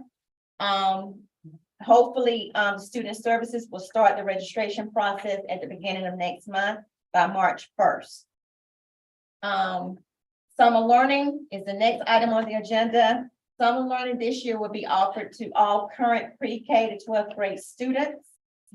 The dates are there. The dates would be May 30th through July 6th. Monday through Thursdays, and of course, closed on Fridays.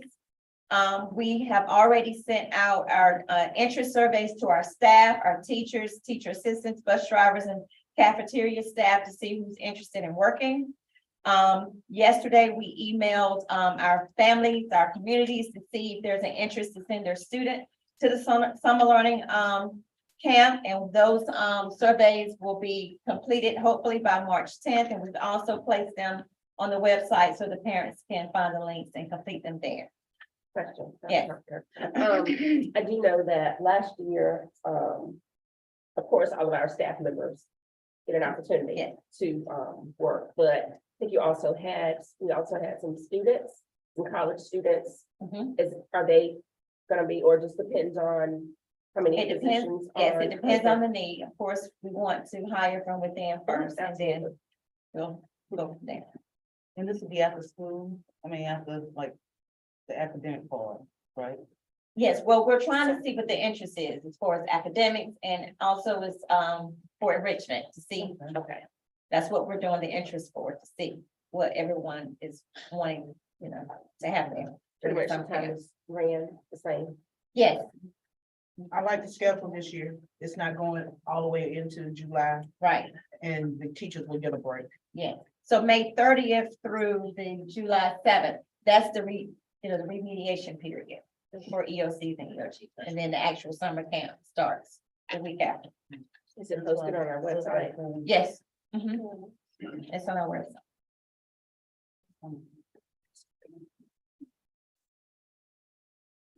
And so next, Question. yes, The after the instructional period, enrichment, what we did afterwards. The hours are going to be for the educational piece, so that's gonna end at 2:15. 2:15. So around 7:30 to 2:15. Okay. And then if parents or family students are not interested in going to enrichment, then they can leave, but enrichment will start 2:30 to 5:30. Gotcha. Okay. Got it. Okay, so next, I'd like to remind everyone that on January 10th, we had our candidacy review with Cognia. Once again, I'd like to thank the parents, students, staff, teachers, principals who all participated to make this a success. Weldon City Schools was approved as a candidate for accreditation. So, yeah. So the next step is move forward with accreditation and engagement review. It's pretty much the same process. But prior to the review, we must do some of the following items. I'll just summarize them for you. So the team will come together because we have to meet with the Cognia representative again to do an orientation meeting. So they can just talk to us about what the next steps will look like. And then we have to go through a assessment training. And then pretty much, we just continue to doing what we're doing, but continue to enhance teaching and learning within our district. And they want us to consider, surveying our students and our families because the need, was discussed during that time because they want more CTE course offerings as well as more extracurricular, offerings. So we need to, before they come back, we have to survey our community to see what those offerings may be. And then we have to implement additional CTE offerings as well as extracurricular offerings.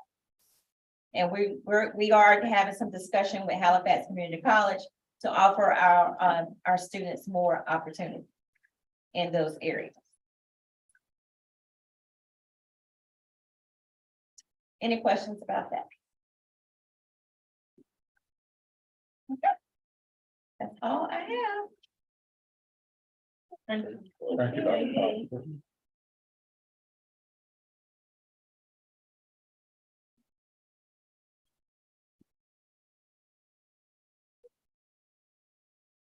Cox.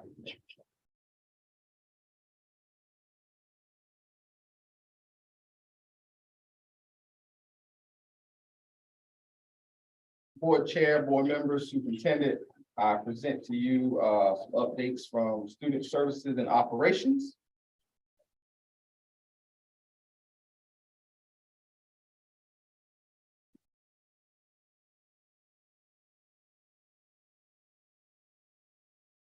All right, from student services, heard some conversation earlier about MKV. Just want to share with you that currently the caseload of MKV students is 64. As I just checked our running caseload of students. That is a new structure with Ms. Whitaker working this year as the primary contact, serving as district social worker and the district MKV liaison. One of the benefits to that is having someone who's on the ground visiting homes. We are discovering additional families that are considered McKinney-Vento because they are actually putting the eyes on those families. One of the situations now is, for example, as Dr. Robinson shared, we had 45 families at the end of the last school year identified. You know, additional students who are not additional children who may not even be school age are being identified now in the homes because you got people visit social worker visiting homes who now count in that count, right? And so now we're at 64 and that number is actually continuing to grow because of that. So in the next 3 years, when we go back and do our 026 grant for MKV, we are very hopeful that, I mean, although it's been great that we could apply as a consortium, we'll probably be able to stand alone as our district. As Dr. Carpenter shared, Ms. Pitts and Ms. Plum for social emotional learning did facilitate an SEL session. That was session number 4, actually, for all teachers during the February early release day on February 9th, titled Social Emotional Learning Music Edition. And the teachers had a great time learning and having fun at the end of a school day.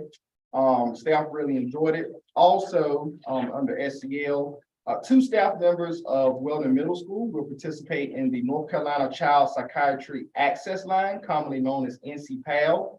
NCPAL is led by a group of pediatric psychiatrists and behavioral health experts, supporting community clinicians and other professionals such as educators who work with children with behavioral health needs. And so through this partnership with NCPAL, there are Duke psychiatrists who will provide behavioral health educational consultation and training for 2 of our staff members at Weldon Middle School.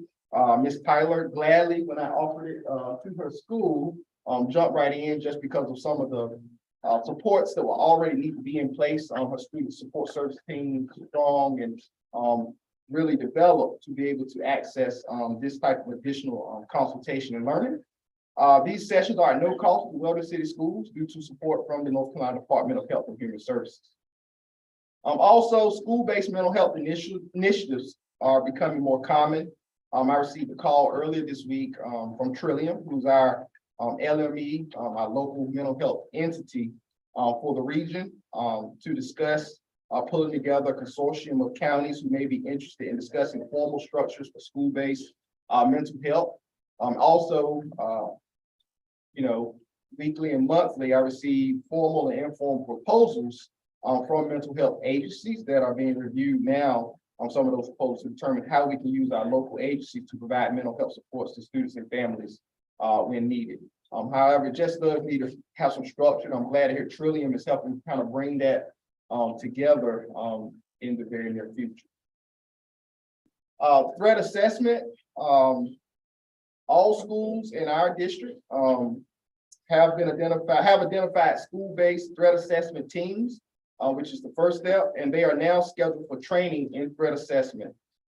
This is a day-long training provided by the Center for Safer Schools in partnership with the North Carolina State Bureau of Investigation. And this is conducted by Sigma Threat Management Associates, which is kind of like the gold standard of threat assessment trainers across the nation. School team members are being trained, include school administrators, teachers, counselors, SROs, nurses, and ISS coordinators. They have coming together as teams to be trained on threat assessment. We know how critically important that is now when we look at what's happening around us. And so our central office leaders are also joining our school-based teams to also be trained on threat assessment. So WEGA's training, actually they already had their training on yesterday. They had a full room of participants who are now can follow the process of identifying an individual, not just a student, staff, an individual who may be on the pathway to violence and understanding how to case manage that situation to remove them from that pathway to violence. And then Weldon Middle School and Weldon High School, they have their training on next Wednesday on February the 22nd. And RVEX will be on March 15th. So all of our schools will be trained in threat assessment with central office leaders also supporting those teams. Last month, I reported on also the training for school staff in nonviolent crisis intervention, CPI training. Since that time, we've had a new addition to our Exceptional Children's Department, Mr. Carey, who you all approved, I believe, last month. And he's our district behavior support specialist, commonly our what we call PRC 29 grant support personnel. He started with us, and one of the unique things and things that we're fortunate that he comes with is being a Crisis Prevention Institute nonviolent crisis intervention certified trainer already. So we have an in-house trainer for CPI nonviolent crisis intervention who can train, who's certified to train and qualify other staff members to be a part of this. And so allowing our district EC staff to train school teams greatly reduces it's a very expensive training, but now we can reduce costs to the district by allowing him to provide that support. We're looking at a target date now of March 27th for part one of the two-part full-day training for our CPI nonviolent crisis intervention. And it also works well because our threat assessment teams, a lot of them are the same people on a lot of those teams. Administrators, SROs, Protestant teachers, some of the same people. But so that's where we are shifting. We just have to order the books and resources from CPI because it is a national branded program. As we go to college and career ready, the North Carolina State Employees Credit Union People Helping People Scholarship. We want to keep reminding the public and you all as a board, those scholarships are due to school counselors by March the 17th. Also, the Golden Leaf scholarship application, which are for rural communities such as ours, which comes with scholarship monies for tuition, but also additional programming where they're provided a mentor and are able to help think about how they come back and advocate for their rural communities after they graduate from college. So really good program. And the EPA Crawley Scholarship application is now closed. And so those candidates are now going on to the next level for review. Also our AIG team, Plum and I, as well as Ms. Privet, because it's attached to personnel, met with 3 universities on Friday, February the 10th. Those universities all offer the graduate credit hour AIG teacher certification program, which is in alignment with the district's AIG plan to further support AIG students. Right now, we need to add additional AIG certified teachers in our building. And so we met with 3 of those universities that we thought would kind of meet our needs. And of those 3 universities, we have invited Duke University to provide a cohort of Weldon City Schools teachers the opportunity to earn AIG certification with tuition assistance. Duke University was chosen out of the 3 because of because of the flexibility in the program format, cost and experience working with districts already through this cohort model. So we'll be sharing that interest meeting with teachers now who will be interested in receiving tuition assistance to become certified in AIG. Yes. Did we reach out to, because UNC Charlotte? They come to you, Yes, so provide them? they were one. I won't give one name, but we interviewed UNC Charlotte, East Carolina, and Duke. Those were our 3. Is Duke gonna come to us? Yes. Yes, they are virtual and they come to us twice per semester. And they also have a capstone project, which has a summer program option that we really kind of stood out because none of the rest of them did, which is gonna allow our candidates for the certification to put together a summer program for AIG students in the district. That's part of the program. What percentage would we be paying? Looking at our budget, it looks like more of a number that we can get done. And right now we look like we can probably do 8 to 10 teachers. Do you have to have a certain number for them to, and I'm asking because when I was in North Hampton, I did mine there, and they came to us. Yeah. And it was very flexible, and they really supported, teachers after hours. But I know it was a number that we had to have in order for them to, We proposed to them 10. So, and they'll come to us for 10. yes. But it's virtual on Tuesday nights from 5 to 7, and then there'll be some weekends throughout the semester that they have to commit to when they come to us. Yeah, but they were very, and then just ECU and Charlotte, they had very competitive programs, might I add. I mean, they were all, it was tight. Like I said, the cost, I was surprised that Duke, a private university, was less expensive than the other universities. Oh, no weekends with Charlotte. What's that? I said it wasn't any weekends with Charlotte. It was during the week. So I don't know if that's gonna be a selling thing for our teachers, but just to bring the learning here. Yes, absolutely. And to increase the number of AIG certified teachers at the end of this cohort. And so we are pushing and, highly encouraging them to participate. And we really would rather that they don't pay any money out of pocket. Sounds good.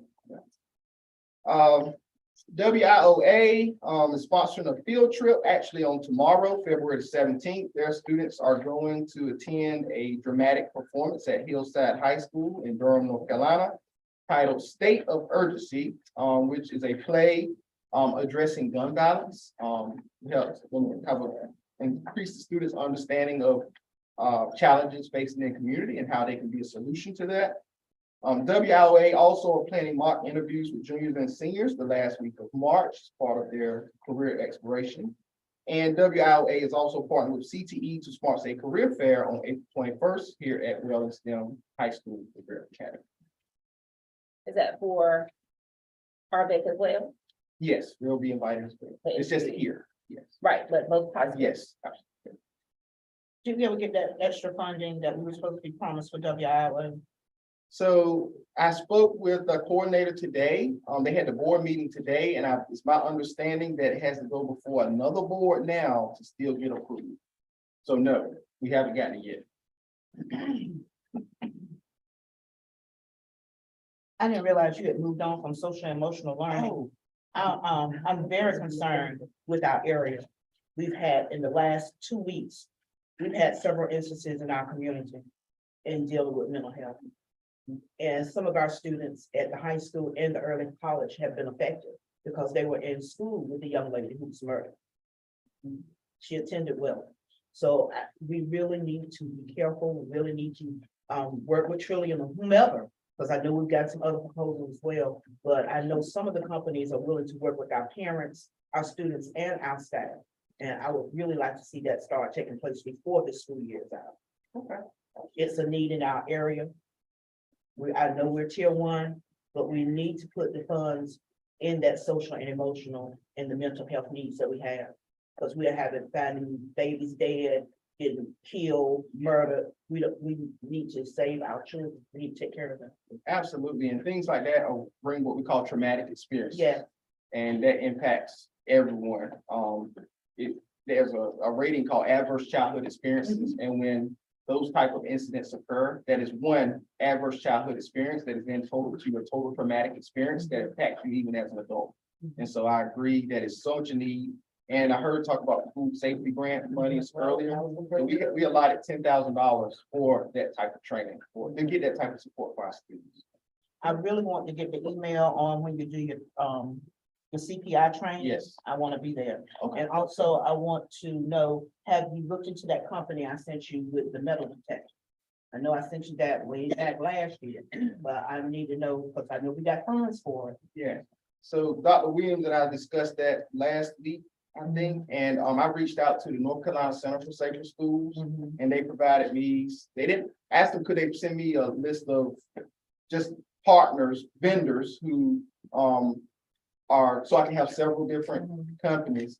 And so they couldn't offer me a vendor, but they gave me there's a council, a state council for the Center for Safer Schools, several counties across the state that they referred me to. And so that is my next step, is to get the list of vendors and to include the one that I would have to go and. I can send it to you again. Yes, ma'am, But I do please. know that vendor that I sent you is the vendor that's being used in the Okay, yeah. Tri-County area, because it's one of the only ones in the.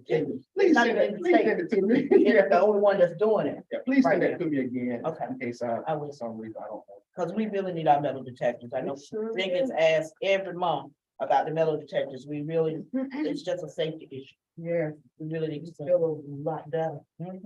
Especially in light of all these incidents that's happening right here, right up on our nerves. I would like to say one more thing, excuse me, Mr. Williams, Chairman Williams. Mr. Trill, while you're up here, I really, would like for us, I know you've been working with our staff with their emotional and mental stability, but we have teachers in other areas who are, doing violent acts in front of their students. We need to be careful with make sure that our teachers are mentally stable, have all the support that they need. We have some teachers that have been acting out in other systems in front of their students.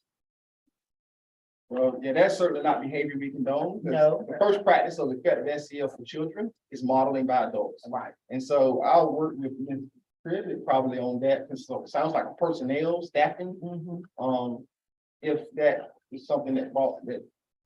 And we know that's happening, we need to know who they are. Now, of course, we won't do that now, but if we know that those type of acts are happening, we need to know names. I didn't say it was happening here. Oh, I said okay. it's happening. Oh, okay, in other districts. But we don't want it to come to Wales. Yeah, absolutely. We want to prevent it and be proactive so we can put those positive enforcements in for our teachers now. Okay, So we won't get to a negative point Oh. where they are burnt out, tired, stressed, and at their wits' end. yes, absolutely. The wellness of our staff. But keeping them teaching is in- stressful. Absolutely. Okay, thank you for clarifying. I was like, Okay. if that's happening, I need to talk to you after this, so we No. can address that. But thank you. Other Yeah, districts. absolutely. The wellness of staff, and doing activities. And actually, that's why I think the activity was so, on February the 9th, it was fun and engaging and thinking about their own wellness through music, things that they could relate to.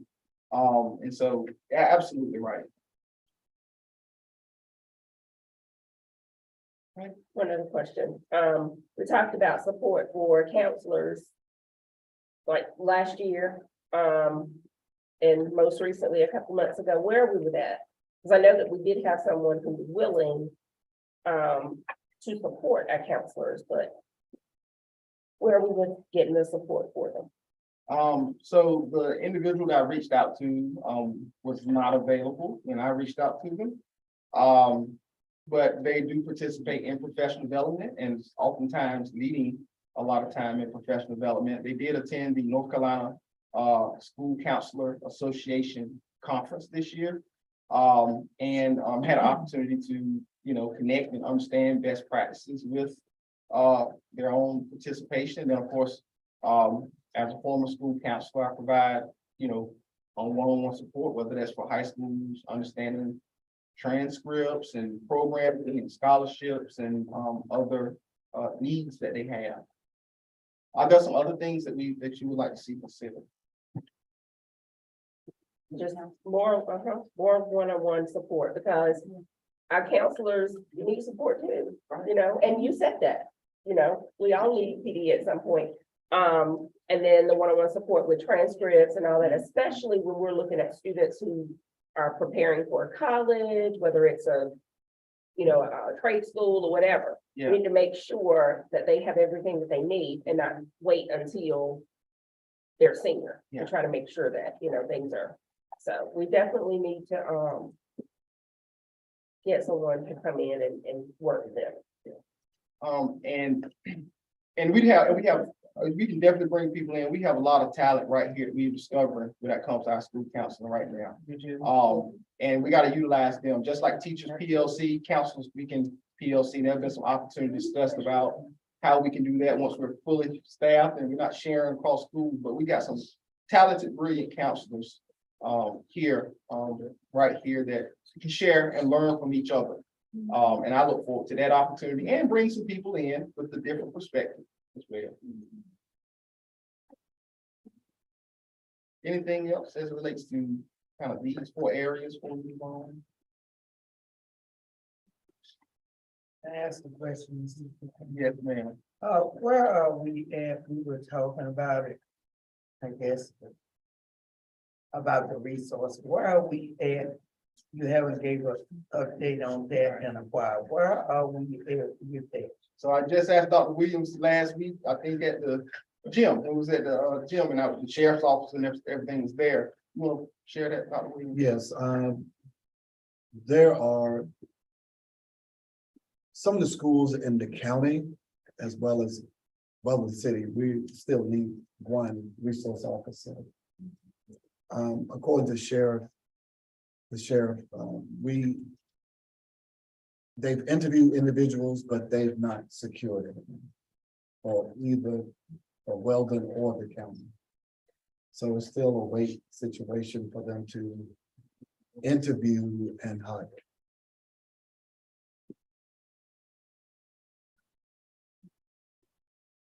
Yeah. Anything else, these areas? Yeah.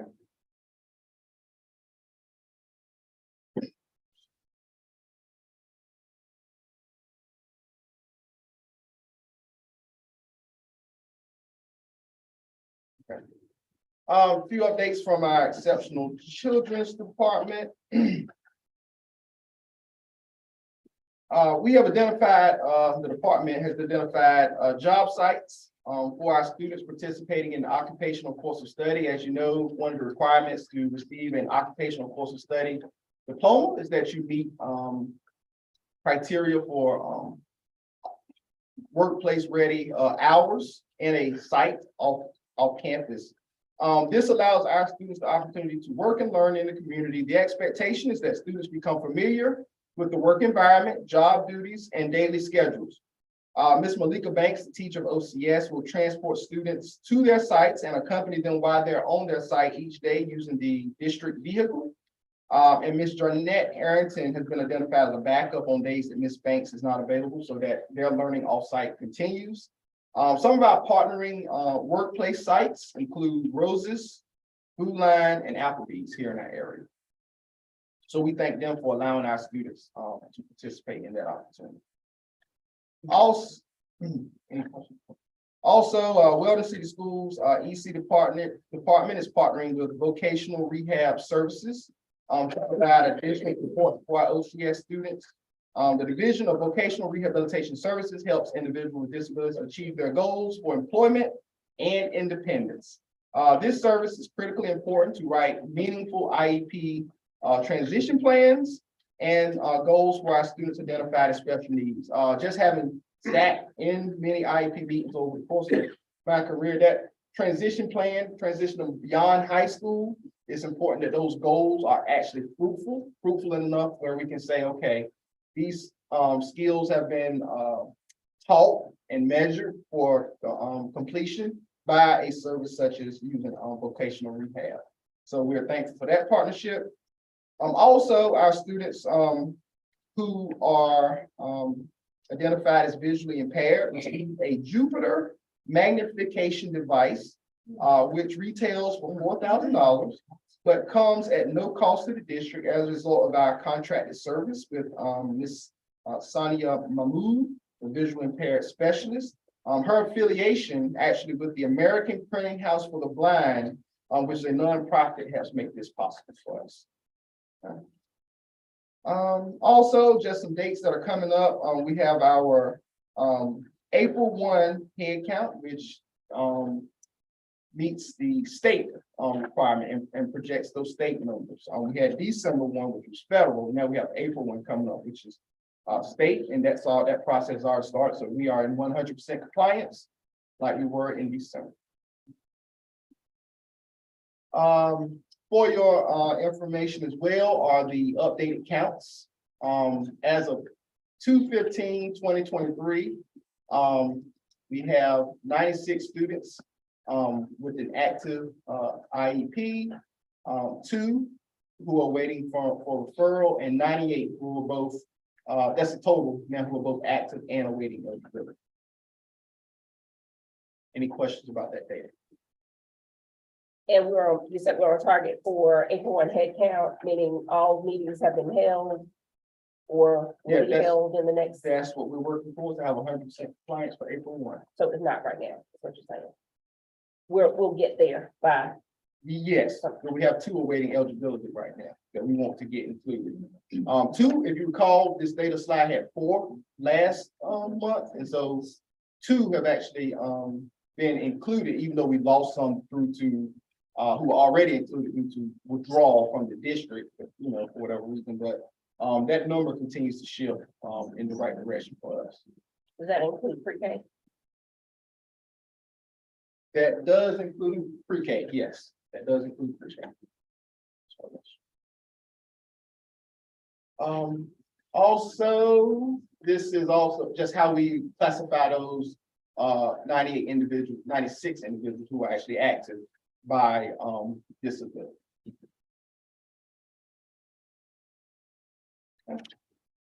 Mr. Butrell, Yes, while you're working with Ms. Fields and the principal, will you ensure that that data is reflected in the safety plans that we will do? okay, That were uploaded in December? sure. Thank you. We'll confer that and make sure that it's. that it is. That's Thank good.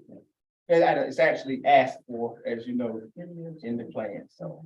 I didn't see it correlating. Okay. That's my concern. Okay, we'll make sure that is aligned.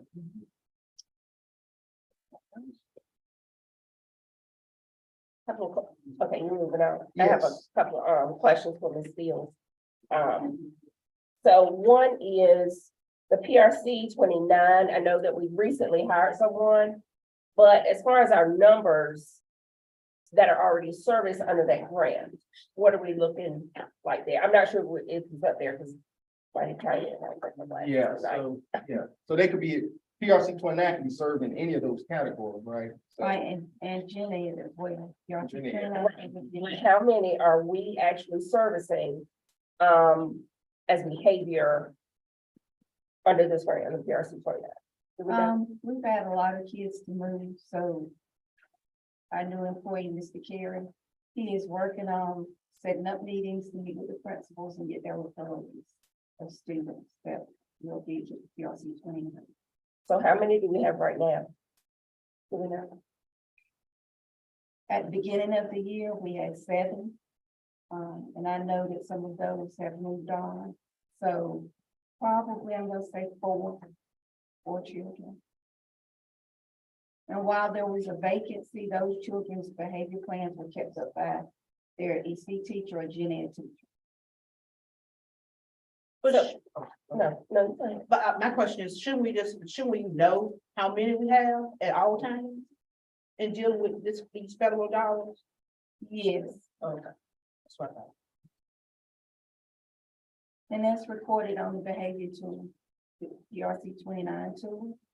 And that's submitted twice a year. So we can get you a specific number that was recorded and reported. We just didn't include, that's not included in data this month. And I don't think it has been reported, but we can certainly start including that number. well, my question came because we have hired someone. So I'm trying to see, what is that person actually doing? Are they actually getting into the schools? Are they just kind of in the office all day? What are we doing to support our students? Right, the goal is for him to start working with students out in the schools. Right now, he just came aboard, so he's spending 2 weeks with me so that I can get him trained.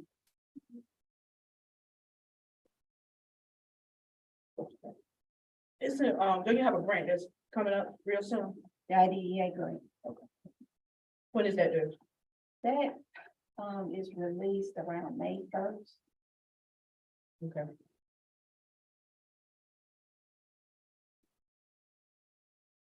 So, Dr. Carpenter talked about, the summer camp. Do we have something specific that will meet the needs of our, EC students? Yes, this year, our pre-K children will be included, and the program will run right along with the regular camp. And we do have one pre-K teacher that has said they have made themselves known that they are interested in teaching. So in the summer camp, do we have anything identified or anything that we're gonna do with our EC students? That's in the works now, in summer camp, so we'll be meeting to talk about and planning on summer school. Yeah, we have EC teachers that have signed up, have shown interest. So yes, whatever all students will be a part of, they will also be a part of it. But they will still get their Academic. services. Yes, and they will still get their services during the academic session.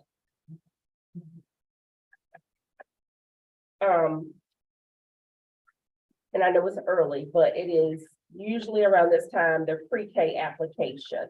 Where are we with that? My pre-K application date is April the 4th, I do believe. That it's I due said it a couple of days after the April 1 head count, so I believe it's April the 4th. You're saying that when it's due, the application is due back or?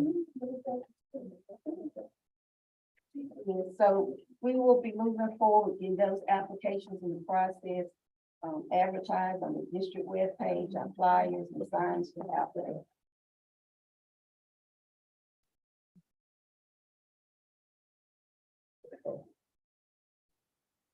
Ms. Fields, I wasn't gonna ask, but is there any money available in your budget to hire additional resource teachers to help with these students? That would Because be wonderful. That would be a conversation that we need to have with finance. it would be very beneficial to those students, EC students.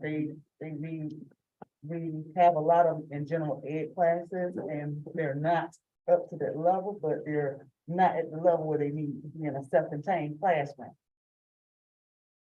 And I know when I started out teaching, I was a EC resource teacher and I had my own set of EC students. And they rotated throughout EC classes versus being, I know we try to do the least restrictive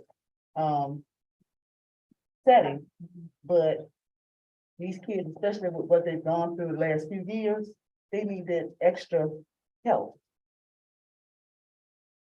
So I was just wondering if you could look and, see. And if I may, that's one of the things when DPI EC came to assist us with about 2 months ago now. That was one of the recommendations they made. And that's one of the things I shared with the board in an update that they made this recommendation to have more EC instructional personnel. Of course, we don't have the funding for it. That will be something the board will have to approve to do. So Aren't there some grant funds out there to assist with that?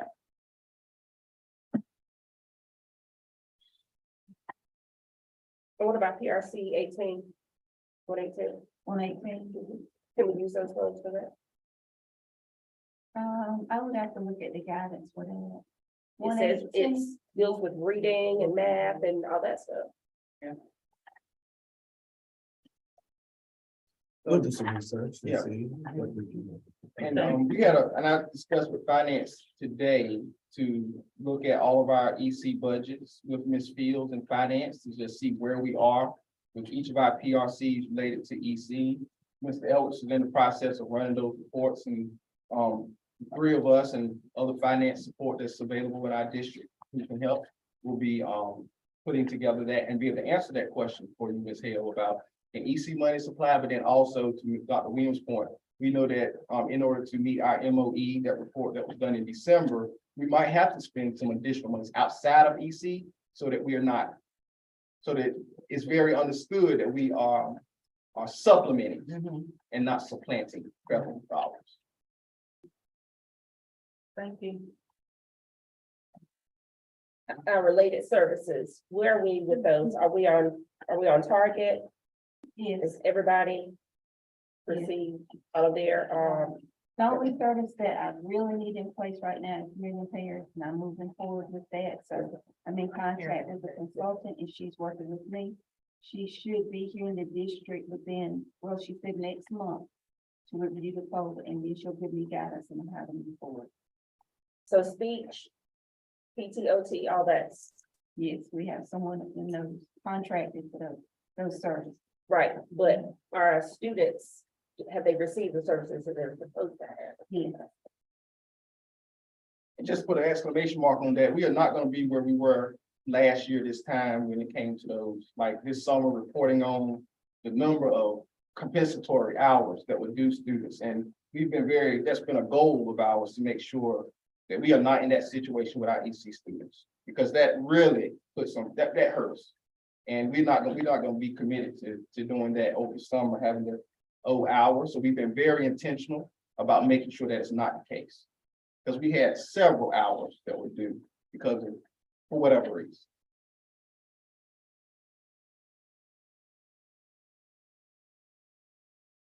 So I know that we had a teacher for, that was resource. That is no longer resource. We had someone to move over. to Right, pre-K at the or elementary something. school. Right. Resource. So how are we providing services for? Well, she's still providing the services for resources. And we are moving forward, opening up a third classroom for pre-K. So she will be moving into the pre-K classroom. How can someone provide services in EC and they're no longer in EC? Well, she was, the EC teacher, and she still is a EC teacher. She's licensed first to kindergarten. That's not EC. And I believe we had a person go to the board tonight.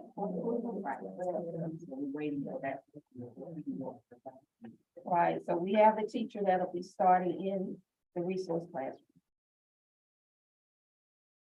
And is it also true that a birth to pre-K license, birth to K license certifies them as a pre-K EC? Is that right? Right, they have dual They license. have dual license for that. This is pre-K. Yes, for pre. But if they're in pre-K, they should be providing resource. Okay. We need more staff. Yeah, yeah, I mean, there's a vacancy. That's So we have, I understand, but we don't use it. have vacancies. We do, but we A lot. have to follow our IEPs and, Yes. not so sure about that. But, okay. They are hard to find. EC teachers are hard to find. Absolutely. Yes, they And we're are. doing what we can to make sure the students' needs are met. with the strategies, supports that's in place at the school. I don't know if there's a district with 100% EC field rate right now. But we need them. Yes, we do. Absolutely. Yeah, definitely. I guess our major concern is in the meantime, in between time, we want to make sure that Wilson School is definitely in compliance on all levels with federal dollars. That's it. And our students are being serviced Right. appropriately, legally. All right.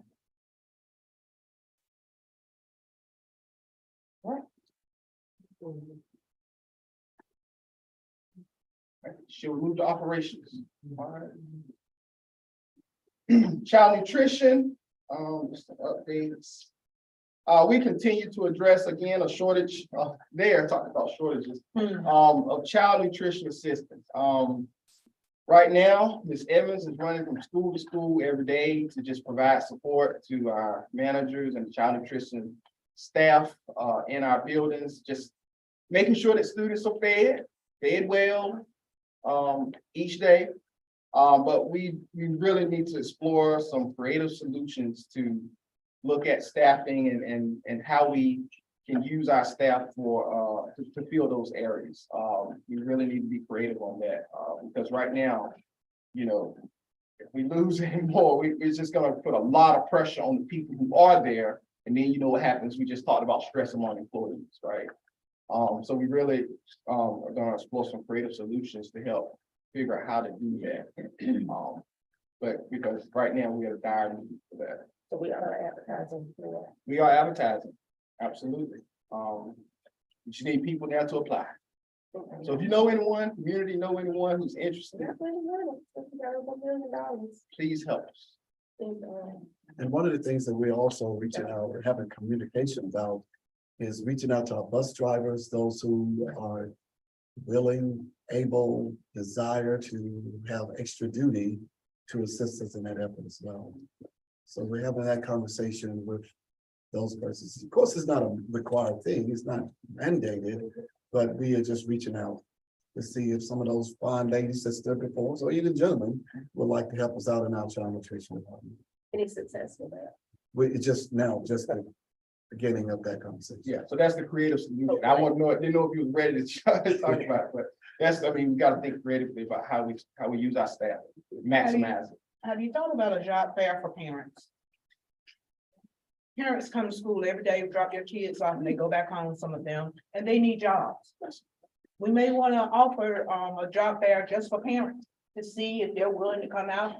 Working in our cafeteria is not an all-day event. And we can even make it so that if they don't want to work all day, they can maybe come in for the breakfast and then some will come in for lunch. And it can be kind of creative. That's the creative solution that we need to be innovative to our approach and find some staff. Ready to start advertising for March 3rd in Northeast region. Okay. We're all coming together to have one. I just received the template today for our flyer. But I would like for it to start advertising as soon as tomorrow. Well, I would like to see us focus on our parents, people who are right here, who support Weldon and who come to our school every day and drop their kids off. I just think that that's a need right there. That may be a source for us to find those people that we're looking for. I love it. As you say that, I can see us meeting them at the car. Exactly. People need part-time jobs all the time. Thank you for the creative solutions that we need to think out of the box. Yeah. And also, we're working on our application for summer feeding. That is due March 1st as well. So Ms. Evans, we keep doing all of that and trying to support the school, but we're getting it done with the staff. That's in place. Any other questions about child nutrition? Any questions about or ideas to support? What is the process when food is dropped off? Yeah, so deliveries to the warehouse. So Ms. Evans receives the order and knows when food is being delivered. She sends a work order that goes to our facilities department saying a specific time that the driver of that food drop off will be at the site. we have warehouse staff there during that time where when the delivery is gonna happen. And, Now, when you say warehouse staff, who's that? so that's our facilities crew. Maintenance. Oh, okay. Maintenance. We don't have a standby warehouse staff because if that were to That's happen. what I thought. Needs at the school would have, so I call them the warehouse staff because they work the warehouse when it's warehouse, but they are in facilities doing maintenance when it's maintenance, so that's. So how do you know when that day is? So Ms. Emmons does a work order Mhm. and it's put in the system and it's shared with me and Mr. Davis. Okay, And Mr. Davis coordinates his crew to be in place during the time that the delivery driver has said they would be in place. okay. So if they say 9, we're usually there about 8:50 to make sure that somebody's there. Because drivers are on the road and sometimes they come early. Sometimes they come late. early. Sometimes they come late, absolutely. And you just never know, but and then once it's delivered, Mhm. they the maintenance crew, they ship it to the different schools, deliver it to the different schools. And in some instances, we have a freezer there on site, the things like that, items, food items. So is it a specific time? Or is it say just when you have repair people come out, they may say from 9 to 11. That's exactly the time that child Okay. nutrition usually says. So we do have someone in place to be there from 9 to 11. And usually 10 minutes beforehand, but they get there before that. Most of the time, the staff and, maintenance crew in schools, making sure that, systems are running, just not wasting time waiting, because there's a designated time that has been established for that delivery. So if that's the case, what happens then? Because I would hate for food to, spoil out there. Or, Well, absolutely. So because of the sense of urgency, as you just said, first of all, the driver really should not be delivering because he has the order too of what time things should be delivered, right? But if things do let's just say the driver does deliver it before his scheduled delivery time. He's gonna find someone to let them know he's making that delivery because he has to be accountable for that delivery. And ideally, someone would make contact, a phone call to Mr. Davis, myself, right up the chain to ensure that someone knows about food that is sitting out in the unfrozen, in the non-refrigerated area. And so that's critically important. Mr. Williams. Yes, I have a question. Just off the wall thing. Yeah. Mr. Davis is at central office. Correct? That's where he based. His office, he has an office at central office, yes, sir. Yeah, and that's where he is. Not What? all day. I'm talking about the time that you talked about. If it's entered into the computer, work order, as you say, Right. Even if the staff can't be there, why can't that be a designated time to make sure that he's there to receive that? And then, if they're at the school, he can call the other, department to come. I'm just saying, because I heard you say if somebody's not in place, as far as, can't get him, can't get you, go all the way up. So I'm just asking, if a work order is put in place, whether it's 10 minutes early, 30 minutes late, if a work order is in place, that means that day between 9 and 11, somebody's coming. Yeah, absolutely. So let me clarify. So when we know that somebody's coming between 9 and 11, somebody's there. Either Mr. Davis or one of his crew that he's assigned to be in place to receive that order for shipment. And many times it's because you got to ship it to many places, it's everyone involved moving those boxes. So yeah, let me clarify. I mean, if we know that it's 9 to 11, somebody's in place, usually 10 minutes, or certainly 10 minutes beforehand to make sure that somebody's there to receive the items. I'm sorry. I heard what you said. Yeah.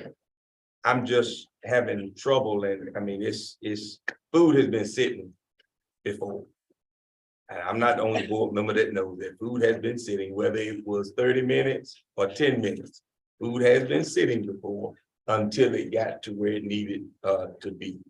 I'm just, and I stopped there. You said things are in place, so hopefully Yeah. things will work just as you have indicated. Yes, and yeah. I'm not aware of. what Oh, it's all right. It's all Yes. right. I just made my Yeah. statement. It's good. You just gave me a solution. You said work orders in place, the window of time, so that work- should work. The work order drives what staff needs. Yeah, that should work. Now, if they come at 8:30 in the morning, then I need to get a phone call saying, hey, there are drivers here early. 911, this food can't sit out here.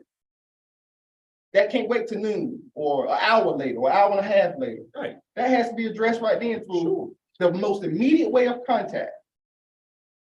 If that driver comes early. I agree. Because I might not check an email, somebody try to send, let's just say somebody sends me an email, I may not get an email till 2 hours later, and this food's been sitting there. You're But right. I need to get a direct contact because we can't allow food to sit out there like that. That's And correct. that's responsibility of anyone to do that. I don't disagree with you. But if a order has been done, everybody know that day before time. So you should be in place. Whether it's 8:30, 12:30, everybody should be in place before time. And everybody come to work at 8 o'clock, right? We should be at work. You want to add? Oh, yeah. This is your, this is your, Yeah, definitely your. absolutely. Good afternoon, board chair, board members, attorney, superintendent. I just want to add, I heard the statement that food has been left sitting. That has not been the case. I can assure you that has not been the case since I've been there. So if it were there, it was prior, and I can control that. And yes, we do. If it's an email, regardless of what it is, we do respond to it, and we are there. So I just didn't want to have people walk away tonight believing that certainly recently or since I've been there, that food has been left on the dock. That has not been the case. So just wanted to make sure that clarification got out there. Any questions? I'm not gonna argue the point. I know what I know, plain and simple. I just made a statement, and I'm not disagreeing with you, and you're not disagreeing with me. No, we're Yeah, you not. made your statement, I made my statement, and that's all that it is. Yes. We good. We good. Thinking that's the case, then we wouldn't be dealing with situations that we are there, but. You know. Right. Okay. All right, transportation. We asked about servers and how that's connecting to Here Comes the Bus. We now have servers in place. Technology has led that effort to get our servers in place that can now support Here Comes the Bus. We've purchased the licenses, which are in working with Mr. Freeman, our Director of Transportation, which are being uploaded to our servers. With the process of purchasing the license. And it's a process to get the software installed on the new server. Yeah, so we're not there yet, as you heard. There's a Has it been process. purchased? Has it been purchased? Has it been purchased? We just don't. Have The it. company has to install on our server, but prior to them installing it, we have to purchase licenses for it. And we don't have the licenses. No, So how was it gonna start last summer?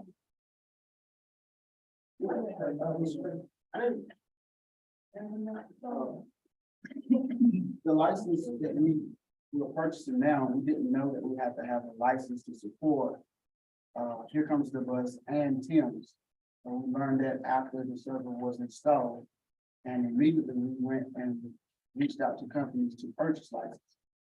And I think we done a PO yesterday or requisition yesterday to purchase our license. So when we were told last summer it was about to start, it really, we didn't, It was, you didn't have everything. I don't know, we didn't have everything. We're talking with Edgelage, it needs to be on our server. We found that out mid-year. We had a time frame where we had to wait for the servers to be ordered, be installed. Now when the servers are installed, we have to have a license for it. And we are in the process of getting those licenses for the servers. To run those. That's right, so the software can be installed. On our server versus Halifax. So do we have a timeline now? We don't, because it depends on when everything is processed and the company gets it, and then they supply us with the licenses, and then the licenses has to be programmed on the server, and then once it's done, the software can be completely installed. Okay. So our servers were refreshed last week, and I started on the virtual service then the week on Monday. Okay, So I've been working with Tim since then. okay. And so, recognizing Mr. Freeman shared me, all this has to be taking place.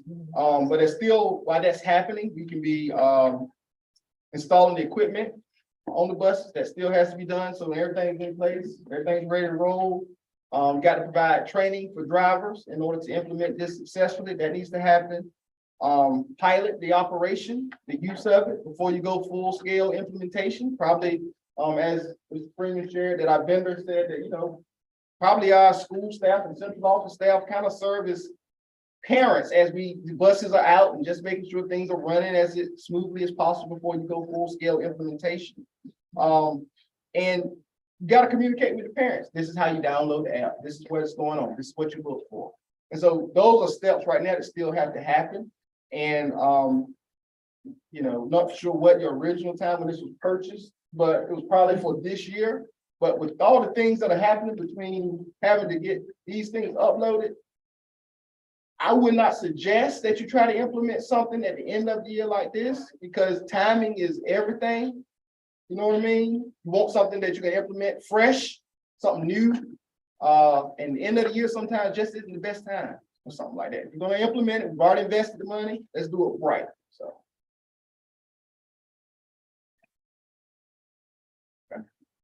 This is Reed. I have a question. This is for Mr. Reed. Have we had recently, saying within the last couple of weeks, catalytic converters that have been stolen off of our vehicles at central office and the trucks? Yes, sir, 2 of them. Okay. I heard about it, but I didn't hear about it. And I say that because I haven't received, I don't think the board has received any communication towards that about, because that's Wellington City School property. I know it may be under investigation, and you know, when I saw trucks at central office that I know we hadn't purchased, said, oh, so it must be true. We must have had some catalytic converters stolen. How many? You said 2? Yes, sir. Which vehicles? GMC, Sierra, and the Ford F-150 that the ground school use. Okay, do you know when that happened approximately? I'm not holding you to a specific date because it could have been over the weekend or. It was over the weekend.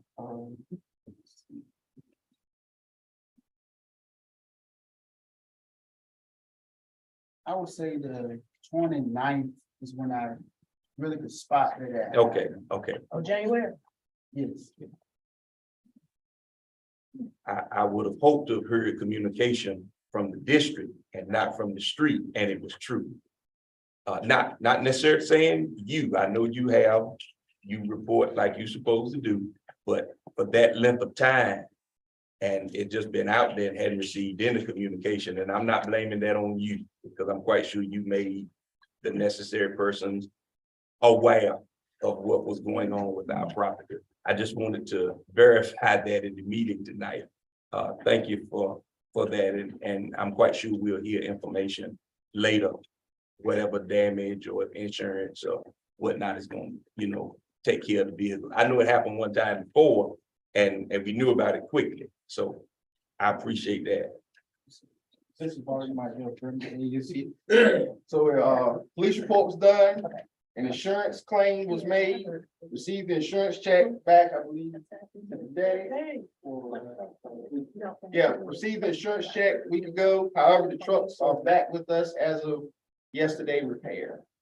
It's over with. We just hearing about it. Okay. So we rented some trucks? It was through the insurance. Okay, so they paid for the insurance rental. Okay, so the cars are back up and running? Yes, ma'am. Okay, now where are the cameras? I thought we just had this happen not a year ago. And we made sure that some cameras were put in place.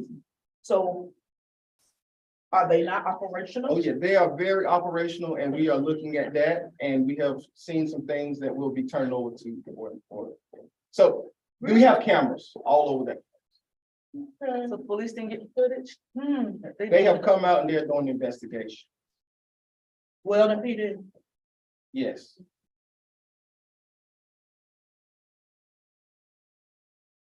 So you said that, I'm just going back to this, you said January 29th. Okay, I'm sorry. Mr. Freeman. Oh, sorry. I'm sorry, Mr. Freeman, you said January 29th. Yes, ma'am. That was on a Sunday. Yes, ma'am. So you came out to the school, or, I mean, you came to the central office and discovered that they were missing or something? We looked through the camera footage as well. We just haven't been able to identify a person or a body there. No, I'm saying when you discovered that whatever had been taken away from the cause. If I may, I don't think he had a specific time. They found that out later. He said it happened over the weekend. So I guess when he came back to work Monday, which would have been the 30th. He said 29th, so the 29th is Sunday. No, listen to me finish. I'm saying when he came back to work on Monday, the 30th, he said it happened over the weekend. Okay. And when they looked at the footage, that's when they found out that it was on that particular Sunday. That's what I was understanding you to Okay. say. Yeah, he wasn't here. I was gonna say, Sunday? No, Yeah, it was discovered that Monday morning. right. So how did you discover? I got a call on the way to work from an employee from the maintenance department that they heard, well, they seen the wires hanging down as he walked to his truck and cranked it up, and there the noise was, we noticed it was also missing. So where are those trucks kept? Are they kept in front of the central office or in the back? They're kept in the back. In the back? And within a gate? Yes, ma'am. Was the gate broken into? We also identified that the gate there was some clamps on it. They took the clamps off and they cut the gate so they could pull it back, which they go up under the gate. So they never jumped across the gate, That's a lot of movement. And how did you get the catalytic converter out? cut it off. And My assumption is they cut it out. Oh, it's simple. You got a hacksaw, power saw within 2 minutes. It's cut and A lot gone. of people were doing that one time. That's all they come on, still having. They got our church banned twice. So what can we do to prevent this on Wellington City School property? Again, that happened, this will be the third time it happens again. That I'm aware of. I will advise the board that we have actually today, Mr. Davis had a company come out and install a light on the back side of the building. Okay. To give us more visual, they do come back, or the event that they come back, we can see someone coming there. My suggestion, maybe add another camera Right. to that side of the building. Okay.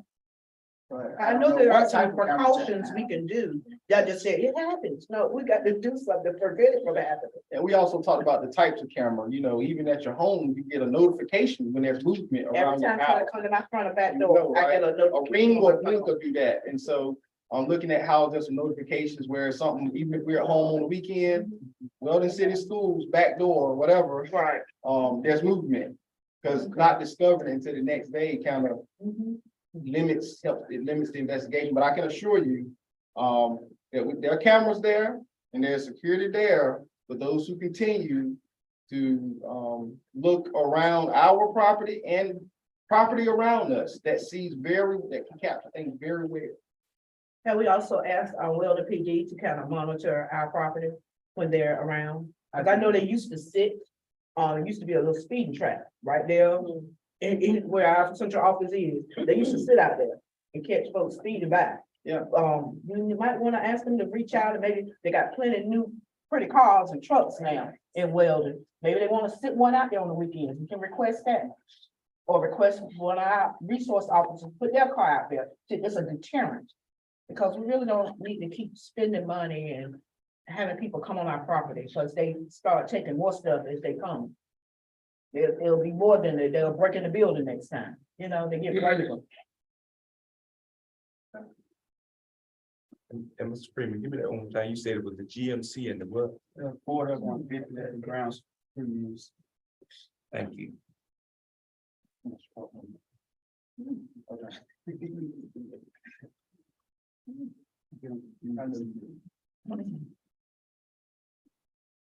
Right. Facilities. Work continues at WEGA. On last board meeting, we signed the contract, we approved the contract extension for the work at WEGA until February the 24th. Talked with the engineer of Progressive Design Collaborative, who's leading that work today. He's reaching out to his contractors that he have on the job to ensure that he meets his contractual deadline. Also, I received a contract extension request from Progressive Design Collaborative for work at the high school gym until May 1st. This is a no-cost change order due to delivery delay of items due to issues that we're having, we're getting items, supply chain issues. I have since though also asked for some specifics on what items, just so that we can make sure that we're all being accountable for these change order work requests, even at the contractor level. So those are two updates of the work that's happening, two major projects there. All right. Any questions? All right. Before I turn it over to Mr. Miller for school health, it was requested by I think Ms. Robinson, you asked Dr. Robusto, Mr. Robusto, the health director, to come and present. I reached out to him. Wasn't available for this meeting, but he did share that he would come, he would send someone. He would send Ms. Briggs, who's the director of nursing with the health department, to share updates as it relates to COVID in our community. He just needs that 30-minute window of time that they should be here to present. So that we value, their time, just so as time approaches, I work with Dr. Williams so we can see if that's how we fit that on. Okay? Thank you. All right, I'll turn it over now to Mr. Miller, who's on Zoom for his presentation tonight. Good evening, board members, chair, vice chair, and superintendent. Now for our COVID-19 testing program updates. We have a district-wide total of 323 participants. We have 4 students that have been added to RVAC, 10 new students who have been added at the elementary school, 1 new staff member, and 6 new students who have been added at the high school, and 5 new students who have been added at the middle school. Our positive cases as of January with students, February. A bit of a typo.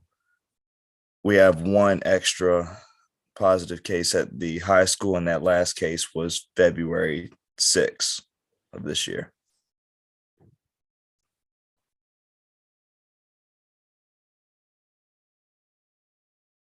And our positive cases as of February for staff members, we just have 1 additional positive case with the middle school. And that last case was February 13th. Any questions? No. No. Thank you, Mr. Miller. Yes, sir. Thank y'all. Have a great night.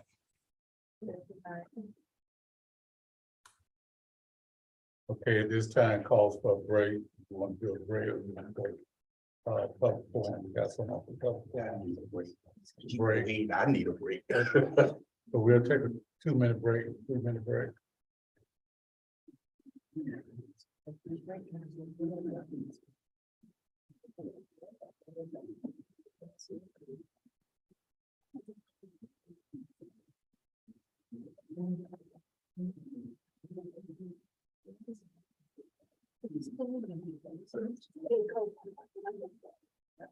It's you, yeah.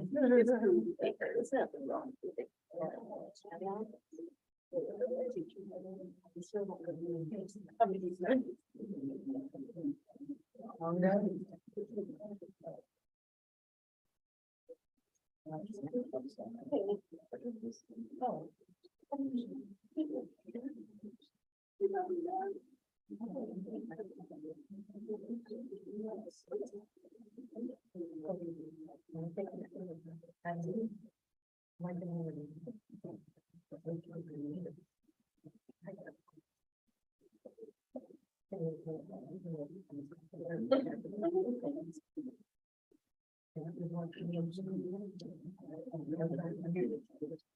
Let's go. Is it being recorded? Huh? Is it being recorded? So what they're. Is it being recorded right now?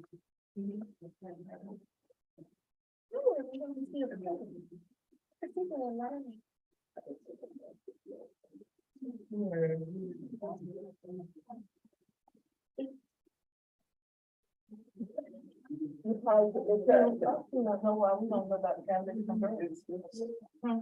Oh, then you find out about cabbage and birds. Are you the first year? Why you ain't know? The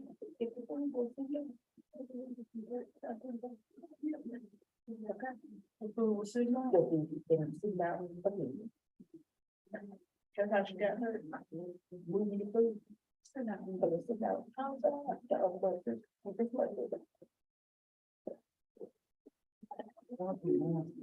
Yeah. Thanks, Chef.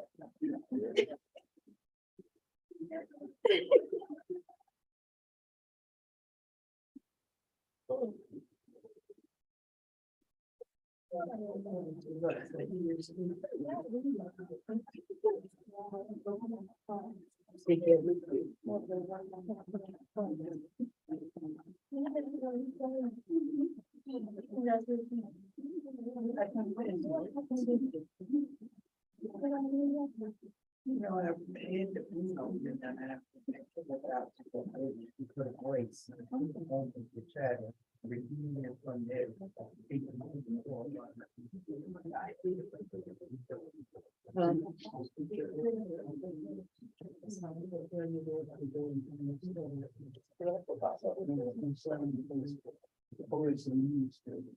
Okay.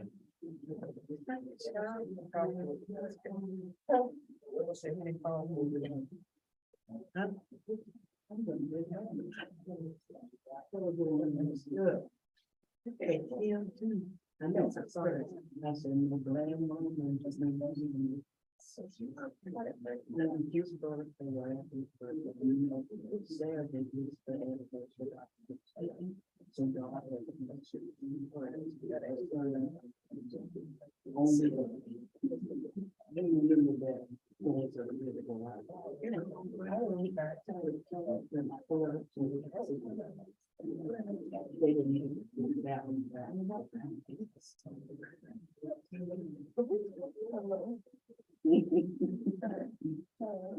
No, right. Just not it. What's wrong? Yeah. Hello, Rob. He's just on vacation. So he's probably better if he was in the beach.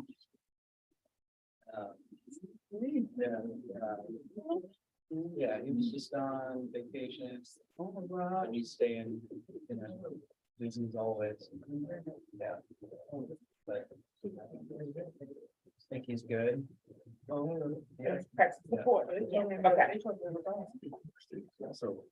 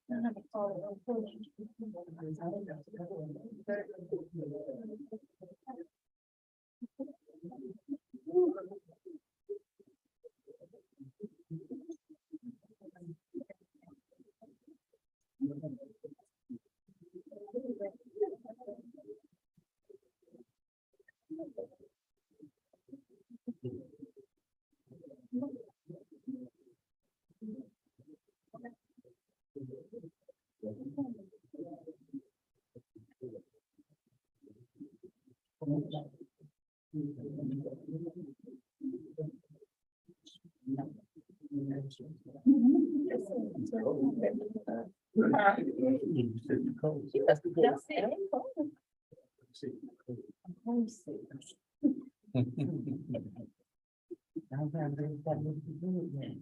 we have everyone back and ready to go. Okay, Mrs. Brooks. You may come up, man. And you'll have 3 minutes. You're ready, we're ready. Good evening to all. Good evening. I can assure you, I've had 25 years of flashbacks in this region. Everything I've heard and said, I've been through it right here in this system. Death, mental health, legal system, suicide, all of what you've said. I stand before you tonight with a little wisdom on the eve of my late husband, the Dr. Ernest Andrew Brooks' birthday, February 18th. Some wisdom he left me. Some of you have heard it before, Ms. Jenkins, I know you have. Wow, he reminded me of serenity prayer just days before his death. And I paraphrase it. Know what you can change what you can change, and you better make sure that God is in the midst. His last trip was to Texas with Weldon City Schools. He had a wonderful trip with then Harriet Walker, and she doesn't mind me telling you. They were on the plane, and he said, you know, Harriet, if this plane goes down, there will be a line around the central office, as it was called at the time, for our jobs. He didn't lie, and that's what she said. And he said, Regina, Harriet will be here for you. Didn't lie about that either. I thank God for Harriet Walker, and I thank God for Edith Jenkins and others. And he also said, pin your faith in no man, whether it's your blood sibling, your fraternity brother, sorority sister, organization, no man, for man will deceive you. You know, I went on an interview recently, working with 4th, 5th grade classes as an educational teacher assistant. I immediately could identify students usually behind having challenges. And with my passion for problem solving skills, I immediately knew that I couldn't accept the position. Why? Because with my professional background, I knew being an educational specialist, I could guarantee them I saw every child. The Holy Spirit allowed me to see every child who had a problem. Not only that, I wasn't going to disrespect the teachers because I would not and could not stay in the classrooms seeing students misserved. There is an African proverb, and I'll paraphrase it. If you don't embrace our children, the children will burn the village down to feel its warmth. As I stated, I've been through all of these things right here.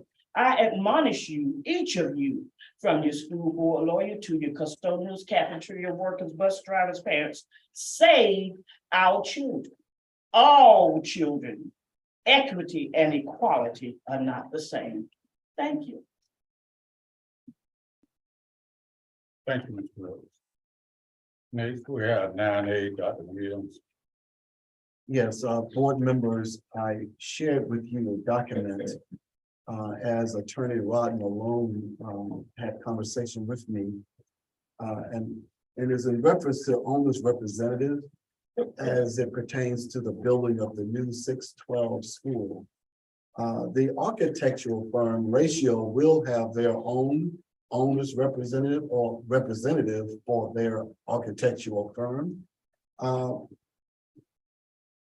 Council wanted me to share with you the need that we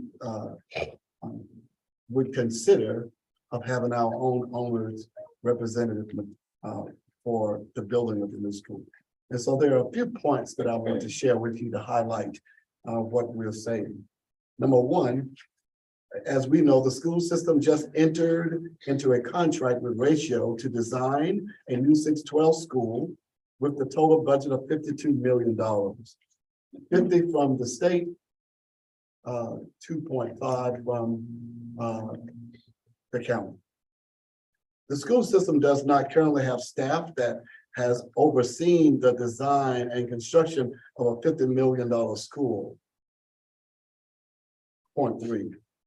In discussions with Attorney Malone, I learned that some school systems hire outside consultants to provide owners representative services. And these people, when they do, they represent us or the school system to ensure that the architectural firm and all other entities are doing exactly what they should be doing. And they have been that person will have the oversight, whereas our staff is very small and limited without such expertise to oversee that. The advantage in outside consultants is that they are not school system employees. Their work ends when the project ends, and their services can be terminated with 30 days notice for any reason. The outside consultant is typically a former contractor or architect with significant experience in the construction industry. They would review a sample scope of services with the board. Explain that you believe, so we would have to share with you that we as a district believe that this person would benefit the project and the school system representing the school district with this major endeavor.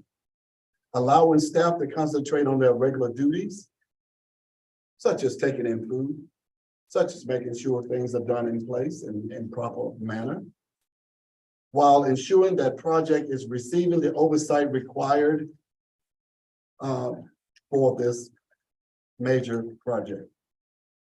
So, Tharrington Smith clients currently use some form of owner's representative services for school constructions projects.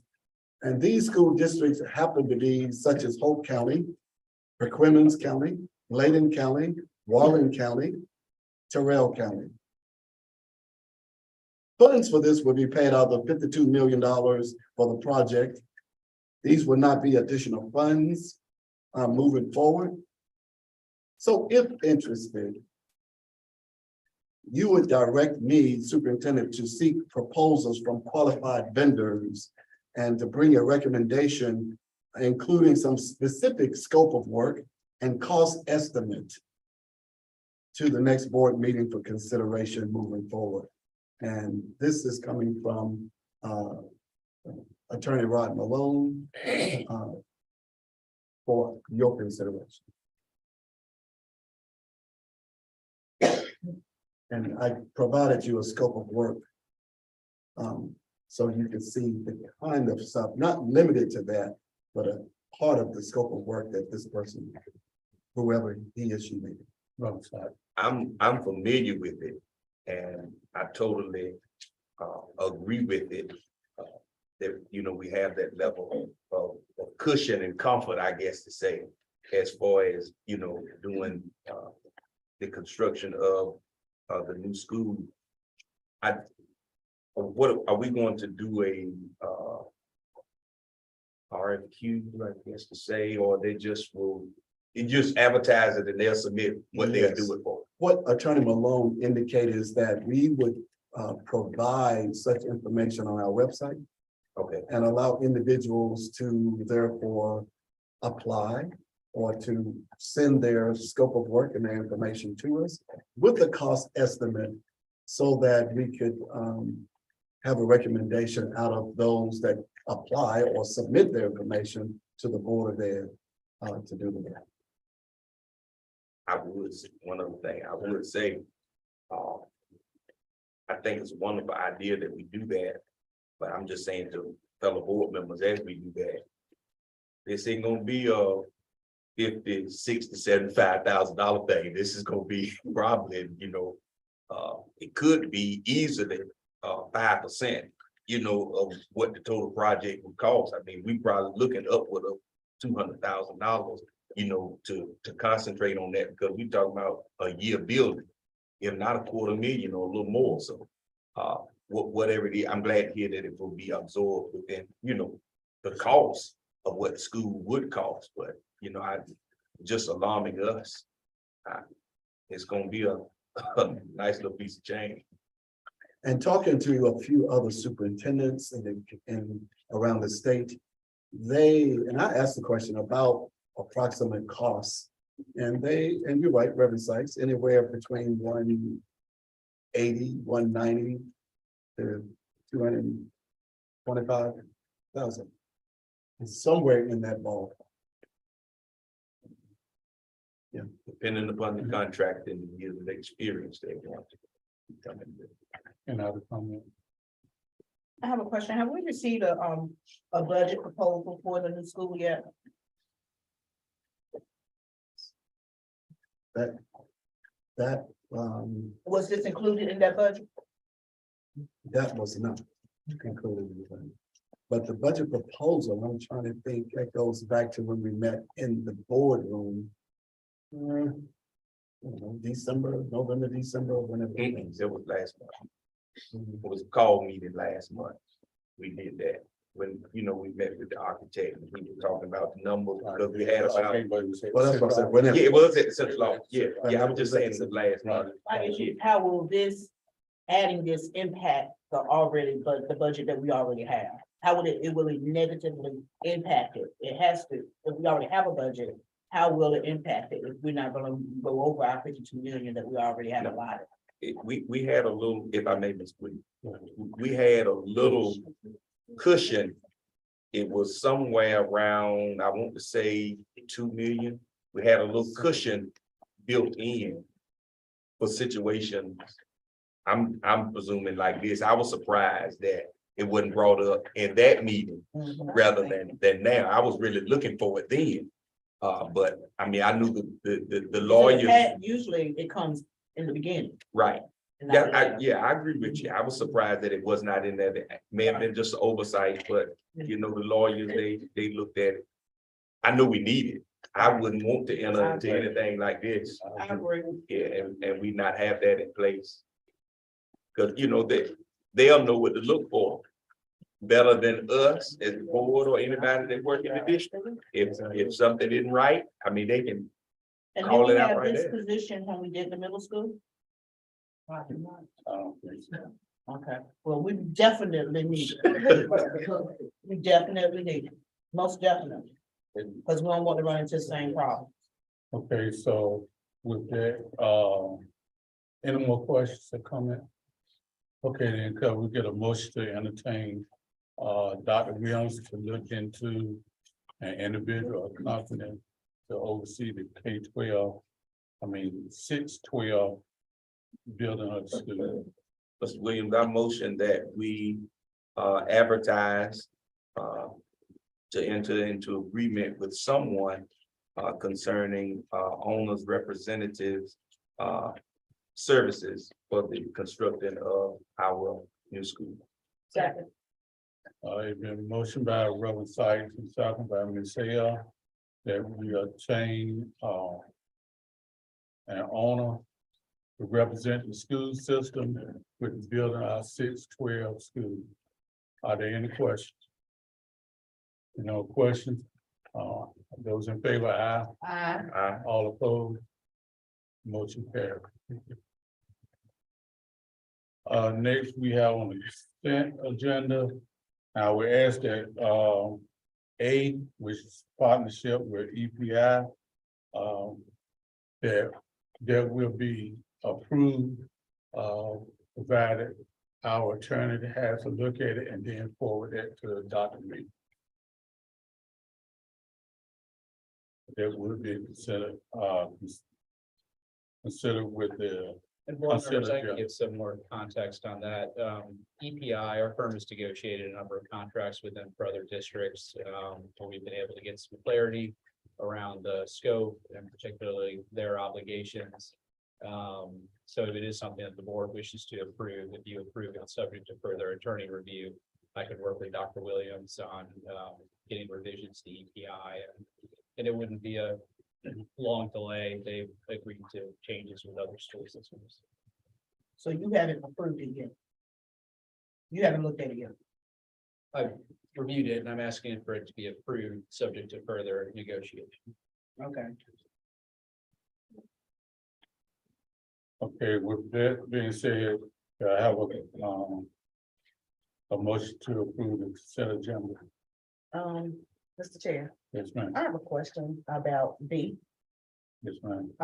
I noticed on the request that the first person that should have signed it required signature there's no signature there. And that's the LEA, the principal school. It was that the form that you have is the correct one. The form they submitted is the older form, which has the principal's signature. But it would have been later if I sent it back to the school. It would have been later from this month's bill.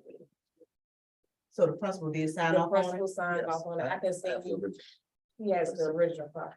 The principal signed off. It's just that, as It's- Ms. Dickens is saying, they used an old form, Mhm. and so we used the new form for this one. Okay. So everything else is the same? Everything is the same. It's just a new form. And another question. Five chaperones for 10 students. Here's an EC. Yes, and you see, So that's- Well, one of them is a sub, and I already have the class, that's for everything else is fine, but one has a class, it's a science class. Not the teacher that's in the class, I agree, they need to be definitely there, and that's the easy teacher, but that person right there already has a class. Not unless she's gonna drive bus.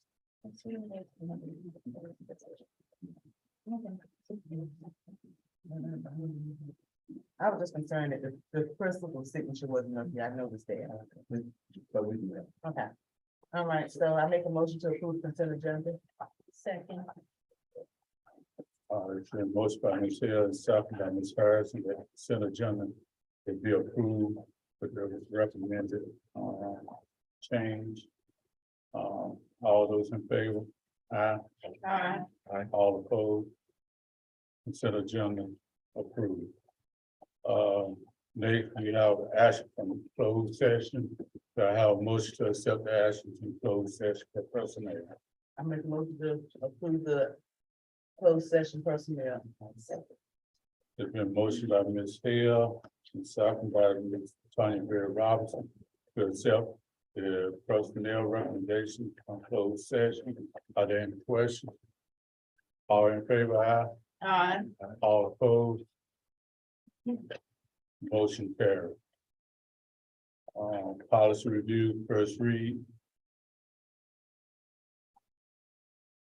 So you have before you the policies that Attorney Nancy Black sent, that the state board has made adjustments to and clarifications to. This is the first read. Next month, you'll come back after so, and if there are any questions, my staff has already been alerted to be prepared. Should there be any discussion or questions you have of any particular department of these policies, they'll be prepared to respond to your concerns. I'm thinking about it really. A board comments. And the board comment. Happy Black History Month to everyone. Okay. Happy birthday to me. Happy birthday to you. Thank you. All right. Happy birthday to me. Happy birthday. Or happy birthday for Ms. Gutton. Happy birthday. All right, Mr. Edward. Happy birthday. All right. Yeah. Favorite day. Y'all play. Dr. Robinson. All right. Everybody, all right, then, motion to adjourn. Make a motion to adjourn. Second. I was motion to adjourn by Ms. Hill, second by Ms. Robinson. Are there any questions? Motion approved. Thank you. Oh. Okay.